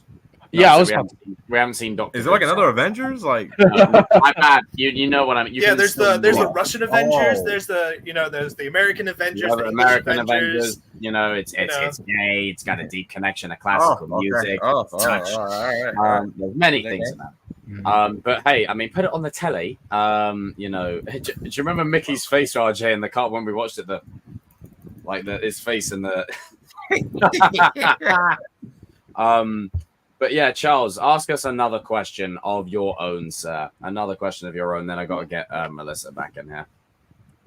The only thing I can think of is like they've got all of the new ones coming up. Like, what one are you looking forward to in terms of like the Marvel movies and stuff like that? Is there a specific one or? Yeah, so I'm very much looking forward to the Stan Moore incident. No, I'm joking. So basically, the next, I don't know actually. I really don't. I'd say Captain America 4. Wait, what's the question? Like, what's the one we're most excited for coming up? That's recently coming out. Like that's filmed. I would say Charles Cole. Out of all of them, I would say Fantastic Four. I'm really intrigued to see what they do with that. Ooh, okay. Cap. Well, because that one's set back in the 1960s. It's set on a different Earth in what they described as retro. It's like the 60s, but it's like a retro futuristic. Yeah. It's like the Jetsons, basically. Yeah. Yeah, I'm interested to see what they'll go with in terms of like. Yeah, I'm intrigued about that. Very. I feel like it's Eli talking to me, where he's like, real subtle. Yeah, I'm intrigued on Fantastic Four. Evan, get in here. It's a King's takeover. Evan, welcome, sir. I just got to say one quick thing. Bro. Sam is the GOAT. Yeah, baby. Well, that was a cameo and a half. That cameo had about as much impact as John Krasinski's Reed Richards. All right. Don't remind me. Anyhow, as we were saying previously, Evan came and interrupted me to talk some BS. Right. I'm just not vibing with it, RJ. I'm just not vibing with it. It's okay. Now, I'm intrigued by the Fantastic Four film, but I need to be really sold on the cast, particularly Pedro and Joseph. I think that's the one that's the hardest sell for me. Is Pedro. How do you feel about Vanessa Kirby being Sue? Do you like that one? I like it. I can see her as Sue, definitely, and I think they did a good job casting Ben Grimm. It's just like those two, Reed and Johnny with Pedro and Joseph. I need to be really sold on those two. I like Joseph Quinn casting. I think he's great. Now, I was gonna go with Joe Keery first, because here's the thing. Fine. He was in Stranger Things, right? And then he goes on to be in A Quiet Place, a Ridley Scott movie, and Gladiator 2. He's something that he's doing. He's just killing it. He's just that good, I think. Well, it's that thing of what John Bernthal said when he left Walking Dead. It shot his career straight up. Like, there are, as much as he would have loved to have sticked around, him getting killed off may have been the best thing for his character. But also a lot of people just noticed this second. Gian, I just got a quick question. We'll hear for a few minutes. Right. Sorry, I thought you were gonna do an Evan. Sorry. Oh, love the Eagle Fame merch. I love Right. that. Well, Montage before you go any further, Charles Cole, I'll let you get back to gaming with whoever you were gaming with, sir. But everyone, raise a toast to Charles Cole in the chat. Charles Cole. It's Charles Cole. It's Homelander. It's Charles Cole. No, I ain't. No. Don't compare me to Homelander. Homelander. How dare you? Wait. Michael B. Jordan. Yeah, prick. Charles Butcher's gonna Cole. kill you in the final season. Charles Cole. Yeah. Charles, Yeah. you're the best. Thanks. Shout out to Stanmore. Okay, Charles, take care, sir. Take care, sir. See ya. Good night, you. Look away from him. Homelander likes smoke too much. Yeah, he does indeed. He does indeed. He does indeed. All right. There you go. Look at that, Charles. That's for you. Just before you go, that's for you. We know who that's from. Go on. Be free, you. Be free, cousin. Be free. Oh, my God. All right, Gian, what's your question, son? What's your question? It's actually a really, really good question. Trust. But the thing is, you can actually stay here with us if you would like to. Yes, of course. Is Sam the GOAT? There is a right answer. I'll let RJ answer that one. It's my birthday. No. But I gotta hear you say it. Like you said, it's your birthday. Well, how is that a birthday treat to me? That's what kind of I still gotta hear you say it. manipulation It's your is that? birthday. It's my birthday, so I'm gonna say Exactly. So you nah. I'm It's not your getting birthday. caught in 4K. No. We're not doing that podcast. No. It's your birthday. You gotta say it. Why do I have to say it? It's 'Cause my it's your birthday, birthday. so I've got to praise a character that, in my opinion, deserves the least amount of praise out of the kids. What do you mean? What do you mean? Come on now. It's not wow. It's my opinion. I think she's the least interesting to me. Just my You find Anthony more interesting? underdeveloped. I think her motivations are poor. You find Dimitri more interesting? Yeah, right now, yes, I do find Dimitri way more You interesting. find All Anthony he's more doing is interesting? he's just being a brat about his All right, friend okay, not going you to can, MIT. right, the right you answer. can- right, you can instill nuance. Here's the right answer, Fucking Jan. happy fucking There is a right birthday answer to to you. this. You can instill nuance. There is a right That's what answer, I'm Jacob. trying to say. Don't start this bollocks, all right? Okay? I just think she's the least interesting to me. It's just my opinion. You ain't got to like it. It's fine. If you want to sit there, yeah, let's simp. If you want to do Well, look, that. I'm going to bed, with bro. Sam, All I gotta say is, you I met totally do that. Mary. She's the goat. Good night. Happy Yeah. birthday. What you're doing there, what you're doing there is now, hold on a minute. No, we're all Danny Watkins. See, what I was you're gonna say doing that. He's at a is you're concert. simping for the actress, not the character. That's two different things. Now, shout out to Mary Mauser. She's freaking amazing. However, just because the guy who plays Homelander is freaking amazing, it doesn't mean Homelander is the GOAT. Now, I know it's an extreme example, but you know what I'm saying. Well, Just there's because people you that love actually the think he actress is for some doesn't mean reason. the... What's that? I Say said, that again? I said there's people that actually think he is for some reason. Well, they deserve to be put down and locked under the jail, but yeah. it's a completely different set of circumstances. Now, what I was saying initially, before everyone went, yeah, woo, and having a rave up on in here, Sam is a cool character, but I'm not going to say outright I'm not doing it. I'm not doing it. I'm not. I refuse your question. I'm not biting. But it's a birthday Q&A. That's what the title says. Yeah, but I have the power, Gian, to refuse. Bro, I love Gian, man. Yeah, I love Gian too. Gian, you sit there listening to JB, sir. You sit there listening to I JB, will, you know. but I'm not gonna You play right keep now. doing that, you. Copyrighted. You keep pushing. I'm not gonna. It's a birthday Q&A. I'm not gonna play right now because you're getting copyrighted. I'll play it after stream. Yeah, I can't say it on there, but look at that. Look at that in the chat. I can't say it, but look at it. Oh. Yeah, that's my card to play back, but I can't do it because I can't say it. Yeah, you know what? Wait, Melissa says she's still backstage, by the way. Yeah, no worries. I'm gonna bring her in a second just to bring some freaking peace and calm to my life. All right. I mean, Cody, get in here. Cody, wait, what are you doing in here? Get in here. I got the hat right here. Come on. All right, Melissa, I think you may have the final question. Go on, Melissa.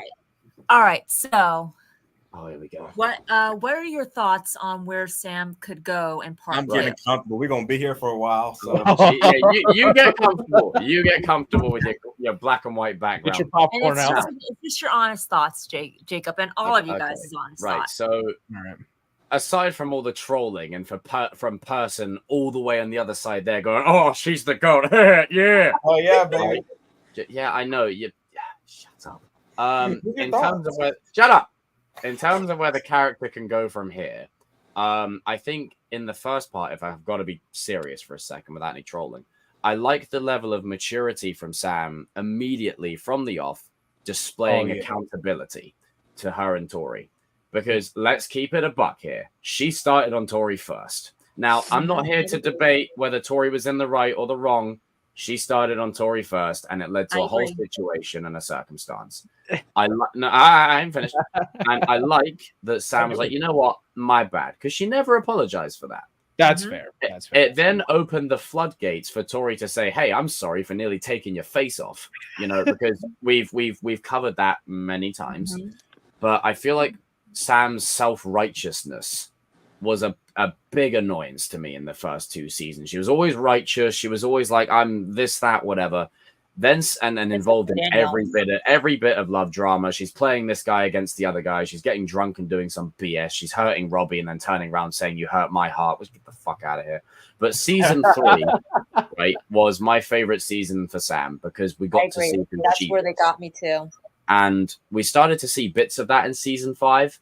I'm not even going to mention season 4. That I don't want to bring it up. But, I'm coming to you, bitch, and then putting the backpack over the shoulder. It's like a chihuahua barking at a Doberman. But I do appreciate the level of maturity and growth that she showed with that scene with Tory. It was real growth. And then even when they're fighting it out on the sparring deck, despite Tory being absolutely out of it, Sam's like, you know what? No, we can carry on.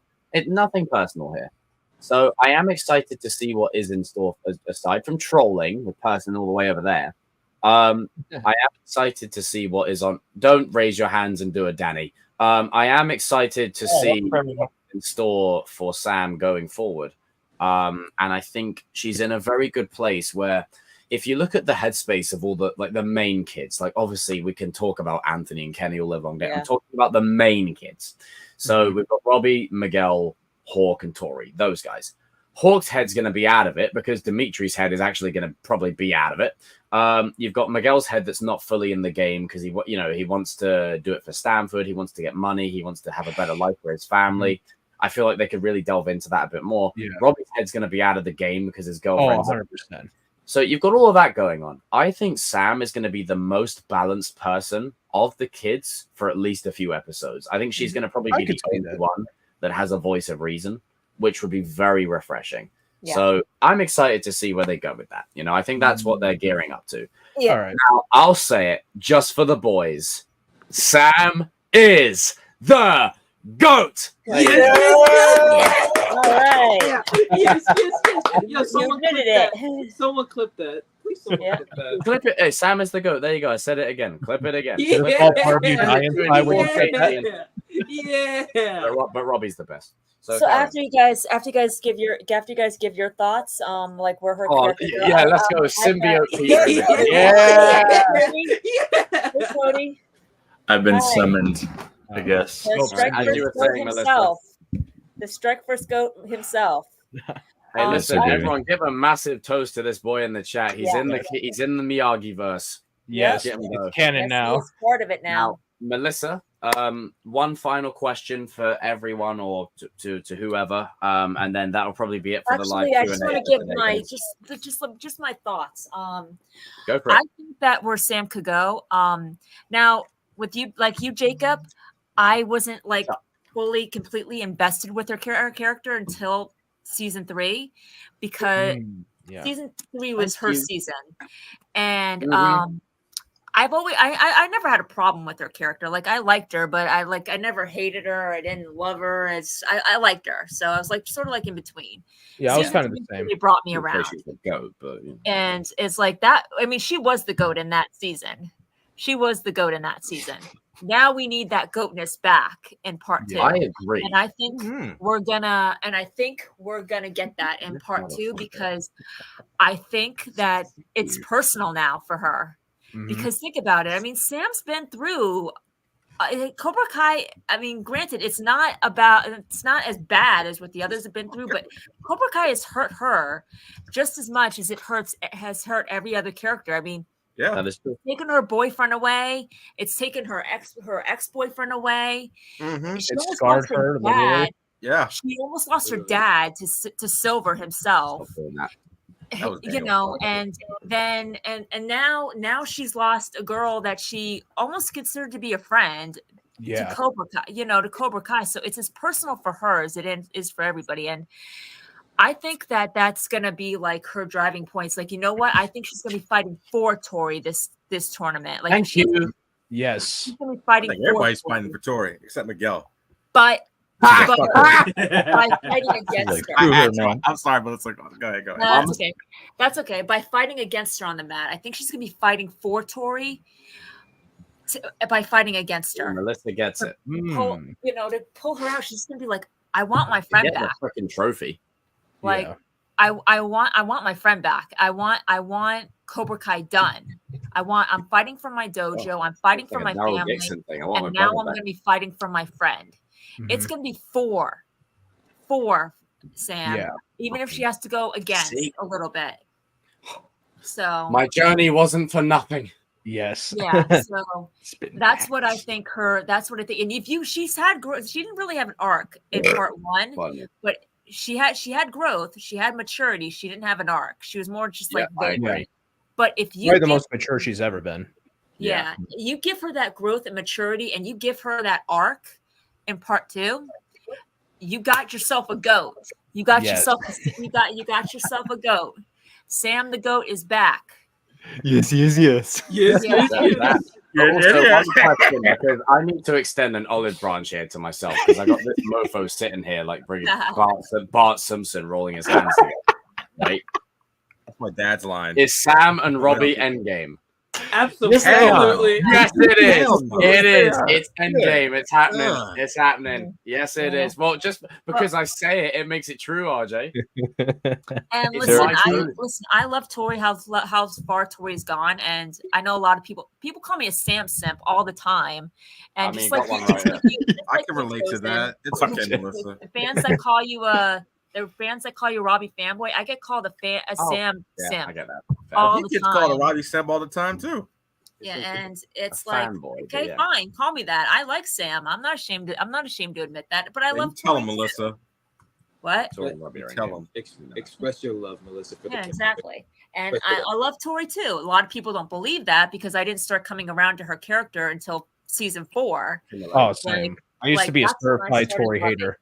That's when I started loving her character. And for all you people who are saying that Tory betrayed Miyagi, though, and at the ending of part 1, she did not. All right, it's not personal. She's doing this for her mother. Mm-hmm. She just felt like she had nowhere else to go. Was she right in the choice that she made? No, she wasn't right. She wasn't absolutely right. She was a wrong choice. In my opinion, it's 100% understandable why she's over there. You have to look at it from her perspective too. Yes, she feels like she can't be the first. Feels like she's alone right now. Also, in the corner of her eye, right, while the fight's going on, you've got Amanda and Daniel doing this. Oh, it's our daughter. Amanda was like doing this. I was like, what are you doing? As much as I disagree with Johnny about what he did, he was the only one on her side. Right. And believe it or not, nobody Johnny was. I mean, Daniel was. That upsets me, RJ. Not a single person went after her. Like, come on. It was Cobra Kai does this thing where it does random cuts and it just makes it unnecessarily funny. Yeah. So after he storms off, it's emotional, it's whatever, and it just cuts to great work, LaRusso. You just lost one of our best. That was so. Me and Cody laugh at that. So that you just lost one of our best fights. I was watching it with that annoyed the heck out of me when we went on holiday, right? Yeah, I agree with you. And mine and hers reactions when Johnny went like that. It's almost just like when you finally have enough of someone, just shut up. Right. It's like I agree. I kind of had to like I was like, seriously, no one's gonna go after Tory. Yeah, not Robbie, her boyfriend, not Devin. I'm sorry, Robbie. Me and Robbie pissed me off. They do that a lot with Robbie, and it's actually very annoying. Yeah. Yes. I feel like if Robbie was going to go, I feel like it should have been Devin because it was established last season that Devin lost her mother to cancer, so she evolved. Exactly. Great point you made. In regards to breaking up the fight, I do agree with Daniel. I do agree with Daniel about that.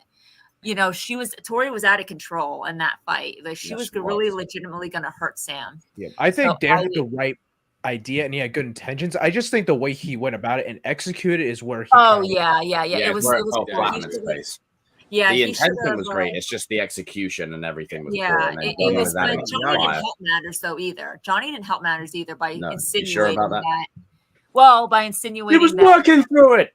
By insinuating that Daniel and Amanda were Daniel's face in that scene is so punchable, man. Like, Oh, Daniel has a punchable face. Period. Oh yeah. No offense to Ralph Macchio.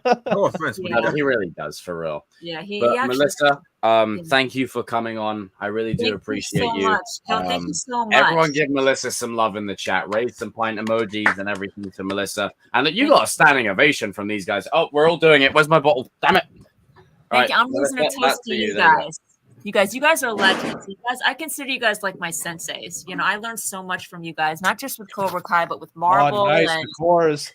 You guys are my senseis. Oh no, I learned from these guys here. They make me look better than you guys. You guys are legends. You guys are the best. They are. These guys. No, Jacob. We all know that's bullshit. No, you give yourself some credit. It's your birthday, and I will never forget that ever. Yeah, I mean, without you wouldn't be up on here. Okay. I mean, none of us are going anywhere either. So even when Cobra Kai is said and done, we're still here. We're still here. You guys are the best around. You guys are the best around. Damn right. They are. And as a you, Melissa, and your support is unwavering. I very much appreciate it. And I know these guys do. You guys are the bonsai badasses. Yeah. You know what? Right. Okay. Just because Melissa's been awesome and I know, Gian, you're like nodding your head. You don't even know what I'm gonna say. Let's all do a synchronized Sam is the GOAT on the count of 5. All right. 4, 3, 2, 1. Sam is the GOAT. There you go. Boom. Out of sync, but perfect. Okay. Now I botched that completely. On, Me too. I appreciate you. You're welcome. And thank you. You've definitely given us a lot to go off of for the last 20 minutes. Thank you, Melissa. It's definitely been a good one already to celebrate it with these guys. So and yourself and everyone in the chat. So thank you all. Thank you, Melissa. See you around. See you, Melissa. Right, bye. Bonsai. Now, Cody, I have to apologize for banning you earlier on. Like, literally, I was on StreamYard and I was trying to ban it. Someone beat me to it, and then it automatically moved down. I'm like, I've just banned Cody. Dude, you never know with these people creating these fake accounts. You never know. You never know. I can't believe I just said like that one dude that's in every Cobra Kai comment section that makes like 8 different alternative accounts hating on the show. And I'm pretty sure y'all know who I'm talking about. Oh, we know. Yeah, no. What a guy. What a guy. Like, you got nothing better to do, Kevin, my guy? This is my first time on stream with you. Cheers to you, bro. Nice to meet you face to face. It was so great seeing you as an extra in the background. I think we all shouted when we saw you pop up. That was great. And congrats to you. Dude. Oh man, me and Kevin were watching it, and we literally both went like, "Yo, it's Strike First Media. It's Cody." Hang on, let me pull up the clip. Hang on. I gotta see this. I don't think I've seen it. You should see our reaction to bloody Master Kim. Now that was freaking hilarious. Oh, that was hilarious. Me and Kevin were crying for like 5 minutes, but we'll save that. We'll save that for the release. But yeah no, fucking hell, Jesus, right, 8K now, boys. 8K. We're doing this thing. Yes. I was gonna say, there's 2 things that are certain in this world: Jacob hitting 10K and Sam and Robbie endgame. Oh Jesus! I like that. There's 3 things. No, do you know why it's endgame? Because Miyagi, those students are going to be the reason we win. I think one of them will. Yeah, no, yeah. That's going to be Sam. Yeah, I get a student now. I was going to say Robbie, but I know I was flipping it to surprise you on that one.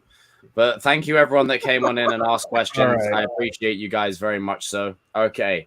Watch this. Right, this is incredible. You'll love this. Wait, honestly. This right here, Cody, watch my face here. Jamie, what's up, brother? Thanks, bro. Appreciate you doing. Put a little sneak peek here. I can't hear it. No. Sound. No. What's going on? Rewind. He said what the hell's going on. Wait, rewind it? Tiki Taka TV. What's up, dude? Rewind it. Oh, rewind it? All right. Oh, give me a second here. Gotta have that sound. I want that haircut. All right, whoops. All right, ready? Yep. Bell.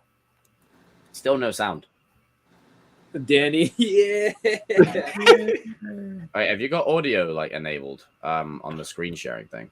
I should. Did you not hear it? No, it didn't come through. Oh, interesting. Oh, that's odd. Try it again. Try it again. Because honestly, with sound, it's so much more like, Cody, I was this close to literally pulling out pistols and doing like that guy from Looney Tunes. All right, let's see. Let me stop it and do it again. See if that works. Oh man, bros, we're here. Oh god, I could go for a Corona beer right now, man. Jesus. I would wear my symbiote shirt, but I had to. Yeah, I don't have it anymore. This is hitting good right now. I know it looks like it's hitting good right now. Fresh out the fridge, nice Light cold. beer is for pussies. She was working through it. Oh, sorry. It's just funny because it's just like he's basically telling Daniel 6 seasons I've had your bullshit now. He's like the crease in the homeless shelter. All right, can you hear the audio? My foot locker, you piece of shit. Did you hear that? Yeah. All right. Go back 5 seconds or 10 seconds. Is over. Oh man, I love this. I love this. Come on, we got 2 All Valley champs and 2 runner-ups. I need that shirt. No-brainer. Cody! Cody, strike first media. That's my boy. I appreciate this. All right, we're gonna stop it there before we get copyright strike. Yeah. Oh, that's awesome. Yeah, actually, you know what? Let's show this clip here. Hang on. Oh, did you post these, Kevin? I have them on Patreon. Oh I am working on the edited versions. With word. new format. I'll keep an eye out for that. I re-edited them to make it look like this. The ones I just showed you are like the old format. I re-edited to make it look like this. So when it gets on YouTube, that's what the format will look like. Awesome. I'll keep an eye out for that. Yeah. Oh God, when Adrian reacted to Johnny's. Oh, when Johnny was called. Oh, that was hilarious. Oh my God! Dude, stop laughing. I've seen this.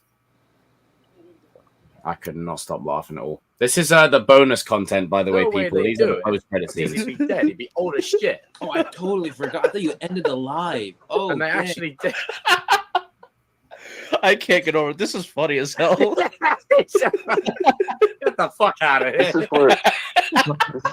This is where it starts to get like, okay, they're going fantastical type of thing. After Kim. Shout out to him. A 100-year-old.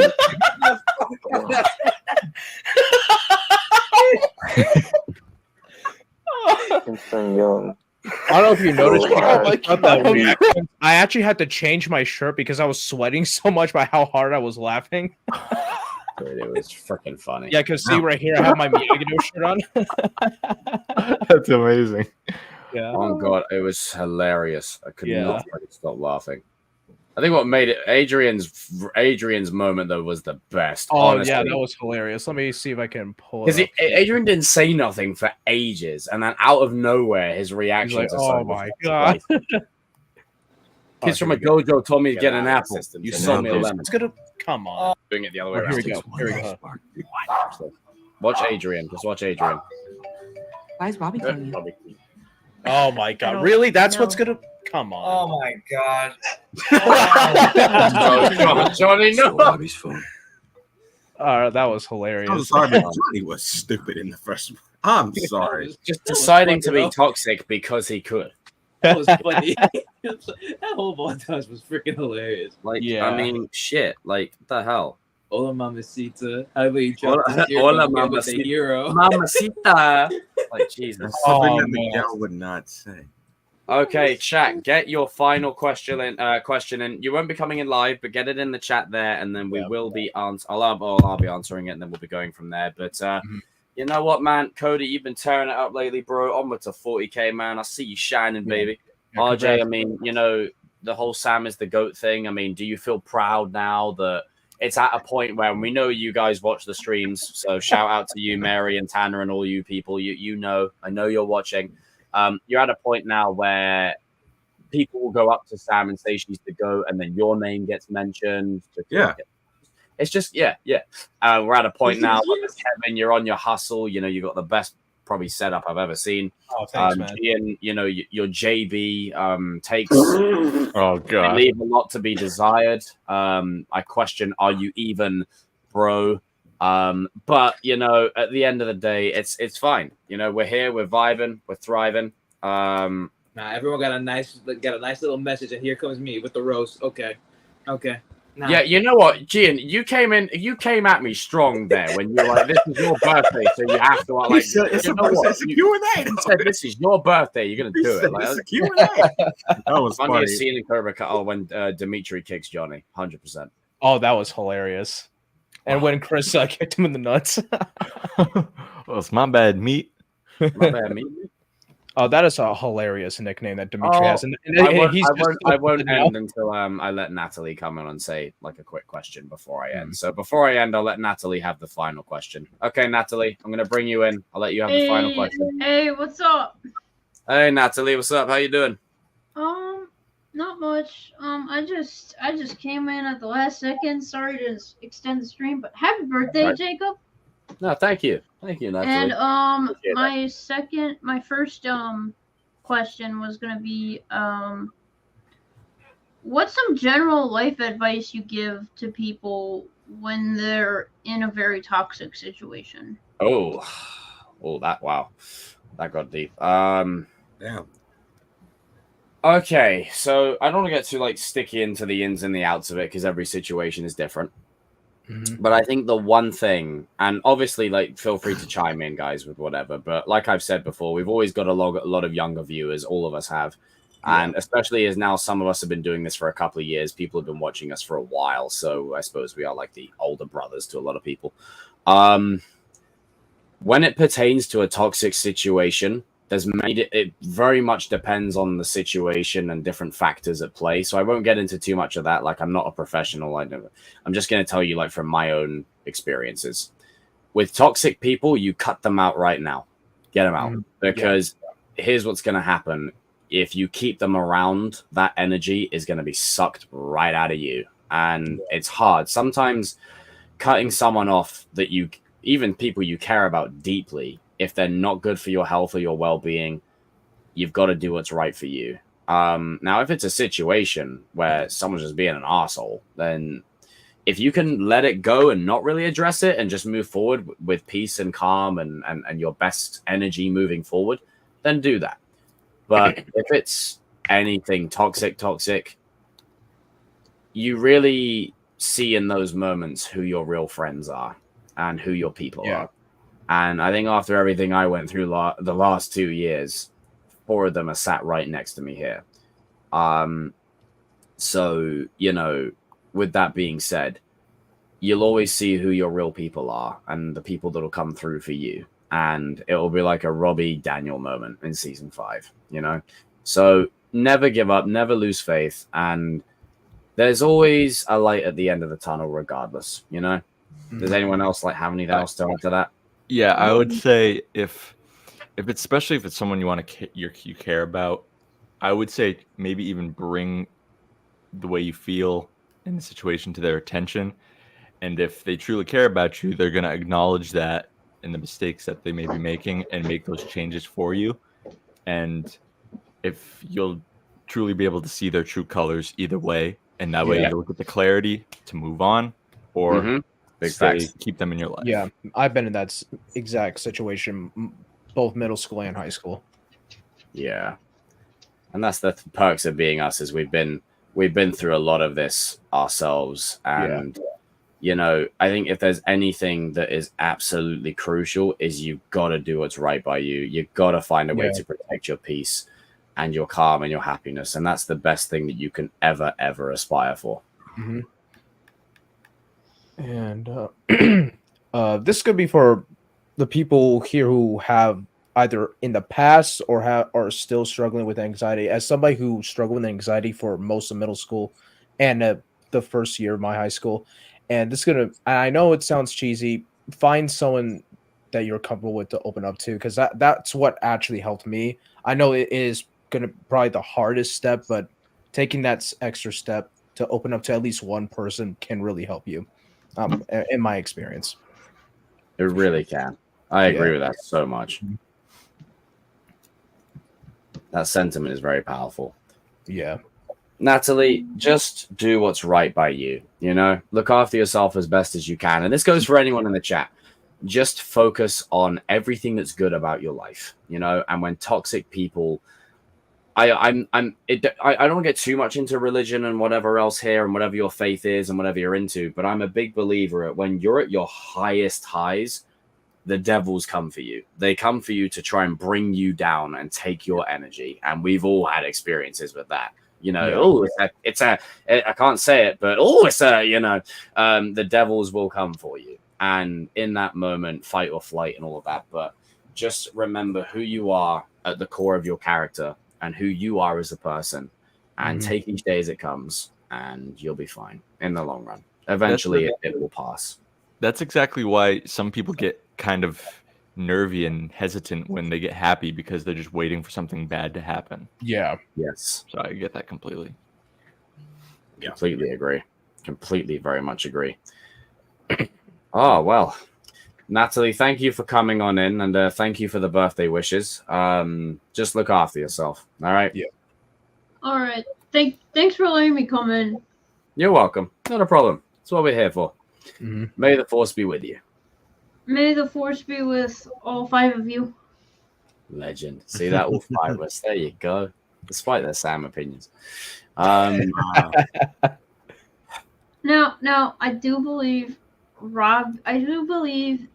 all of them are the GOAT. Yes. All six, like Robbie, Sam. I changed the order, but I agree. Miguel, Tory, Dimitri, Hawk. Yeah, I Devin, agree. I don't know right now. He's a Devin. I don't know. Don't even give me. We don't talk about Devin. No, we're gonna be here for 5 hours. Kenny, Anthony, those guys. Oh, it's a good thing Cody's not here. They hear that. No, say it louder. Anthony. Anthony. Fuck that kid. I don't believe it anymore. Underdog always has a shot. Oh, man. But yeah, thank you very much, Natalie. You have a good rest of your night or morning. You too. I hope you do too. Thank you. Legend. See you around, Natalie. See ya. Oh, okay. That's it, guys. No more live questions now. Hello there. So, Cody, just for a bit of banter, can you summarize? Because I haven't actually asked you. Can you summarize in 3, I guess, a sentence, why you have such a disdain for LaRusso Jr.? Yeah. Like just so I get the full context, because I don't want to miss it. I don't want to miss a thing. Okay, so once he's done, when I grew up in a very my dad is a Marine. I came up in a military household, a very strict household. Yeah. I didn't get a lot of the things that I wanted, and these kids around me were spoiled shitless, just like this kid. And I cannot stand it's. I should be more pissed, honestly, at Daniel and Amanda than Anthony. But I mostly just take the piss out of Anthony just because it's funny at this point. Yeah. But yeah, that's most of the reason why. That's bullshit. He's got more that he's holding in, and he is wrong line. Honestly, I can kind of get that, Cody. Like I wasn't in I didn't grow up in a military household per se, but I did grow up in a strict household. And I'm just gonna point this out there. I didn't get my very first video game console until I was in like 7th grade. So, translation for the English boy here. How old is that? 7th grade. I think I was 13, 14. Yeah, around that. So yeah, I get that not having a lot of stuff, because a lot of my friends growing up, they used to watch shows like cable all the time. I had to rely on like YouTube to watch shows as a kid. Oh, man. Yeah, I was in the trenches. I had to rely on Blockbuster back when Blockbuster was still around when I was a kid to watch movies and TV shows. Yes. I was fortunate enough to actually have the rental Netflix. That's how I was able to finally complete Avatar: The Last Airbender when I was a kid. because I couldn't watch it on TV live. Wow. So yeah, I kind of get that part of it. Yeah. I mostly just do it now because it makes these guys laugh, but I'm not the biggest fan of when the you do character, those like attacking defending scenarios and you get Anthony. I always go, this Are kid. you freaking kidding me? I think my favorite one that you ever did was the one you sent me the other day, where you had RJ, Noah, and Chris attacking you, right?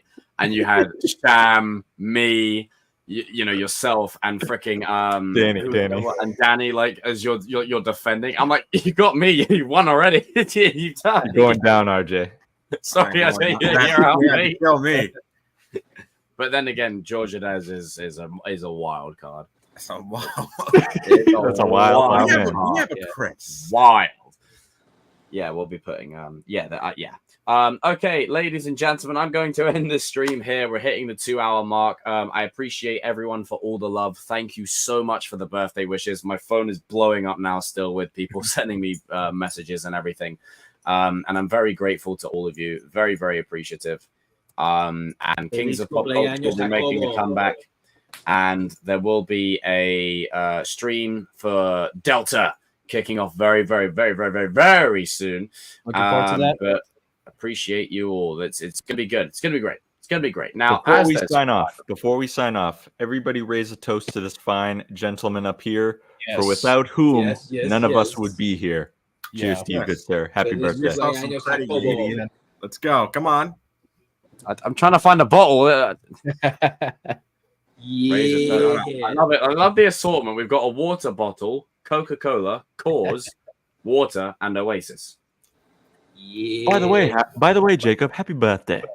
The wise words of Ron Weasley. Do you know what is mad? That's actually going to make me tear up a little bit. That right there. I used to watch that movie so much as a kid, and on God, I've said it before and I'll say it again. Shout out to Stuart if he's watching. Maybe not, but I'll let him know just in case. Anytime me and Stuart would get together, it'd be like Ron and Harry, and you know, someone of, let's say, my background, you know, and someone of his background, he'd be like, you know, it's not much, but it's home. And I'm like, I think it's brilliant, you know, and it's just like, it was just a vibe, you know. And also shout out to my mum and my sister if they're watching right now. I'm sure one of them probably is. But thank you guys for it all. Onward and forward. Yeah. Happy 27th, man. Happy 27th. Jesus. You know, it's crazy because Ron comes to get him in the second movie in the first movie Hagrid gets him, but you know how like he was like doodling the birthday cake on the ground. Yeah. Why'd you bring that up? That scene is that was me for most of my childhood. I didn't have friends. That scene with Harry. Well, you gotta gain brothers, so now you children. Now you gain brothers. It's a rivalry. No, it's brotherhood. So sad. Every time I watch that film, I get sad. Oh man, why'd you bring that up? And the bit at the end where Hagrid gives him the book and then he leaves. I always picture that as me and my granddad. You know, just the big burly Scottish guy. Screw Vernon and his wife. Honestly, Petunia. But I don't care that they quote unquote redeemed in a way. No, screw them. Screw them. No. I mean, my mum is Lily 100%. You know, your mother's eyes. Like I get that all the time, But yeah, really sweet stuff. Shit, I'm getting in my feels now. I'm thinking of the Harry Potter soundtrack and I'm doing. Thank you everyone for tuning in. It's been a good vibe. Before I start crying, man, tears. Man. Thank you all for tuning in. Make sure you check out Kevin's channel because he's got those reactions and everything coming. Yep, they're coming. They're coming. I'm slowly fixing the technical difficulties. Oh, back to you, Kevin. Yeah, I'm slowly fixing the technical difficulties until I fix. We are the Flash. Yes. No. No. And also, Dean's channel is up and going. Make sure you guys check it out. Cody, make sure you check out Cody's channel as well. I'm assuming you probably have by now. The man's nearly on 40K. Let's do it. 40K by the end of the year minimum. And of course, I'm just gonna take this moment here, right? Oh, for God's sake! All right, I won't say anything nice about you. Go ahead.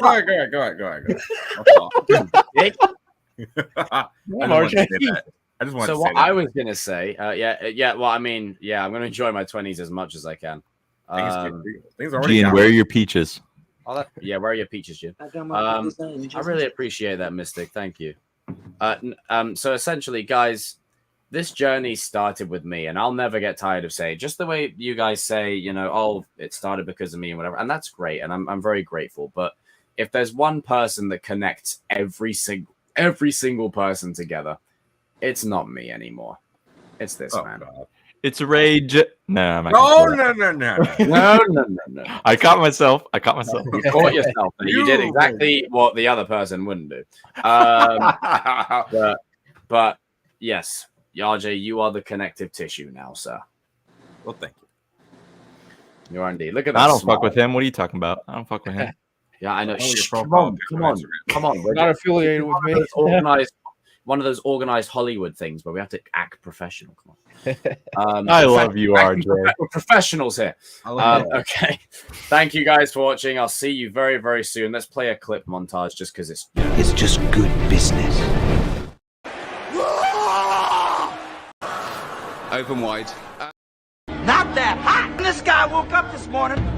He was white. Oh. And you forget who I am.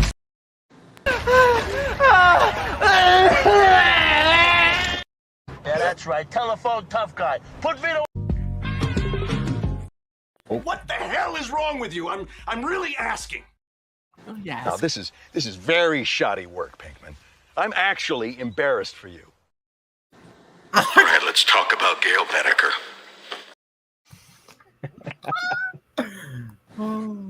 We love those clips. We really do. We really. Shut up! Do something big doo-doo this time. You're a fraud, Spider-Man! Evan cameo. By the way, that's Cody's favorite clip ever that actually made him spit out a string. Just I was drinking too. The funny thing is, I didn't realize you actually spat it out until I rewatched it. Because guys, Cody does this thing where he takes it, he goes. See, like that. If I didn't turn my head, I would have spat it all over my computer screen. I would have either choked to You death. just weren't expecting it. Oh man, Is it because you just weren't expecting it? Is that why? I don't even know. Like it was a big pause, but it was a big gulp of water. But I just completely wasn't I was just good discussion, and then just out of nowhere, any more coffee? Any more coffee? Because the thing is, it came out. Cody takes a little swig. That always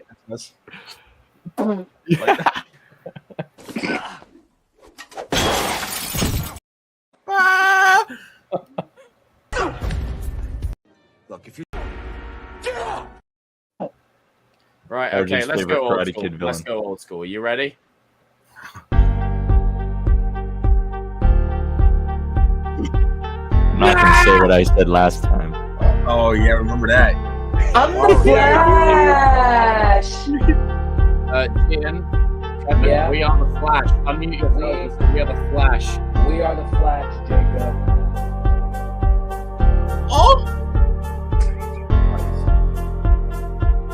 Sam is the GOAT. Oh wow. We're doing this again, huh?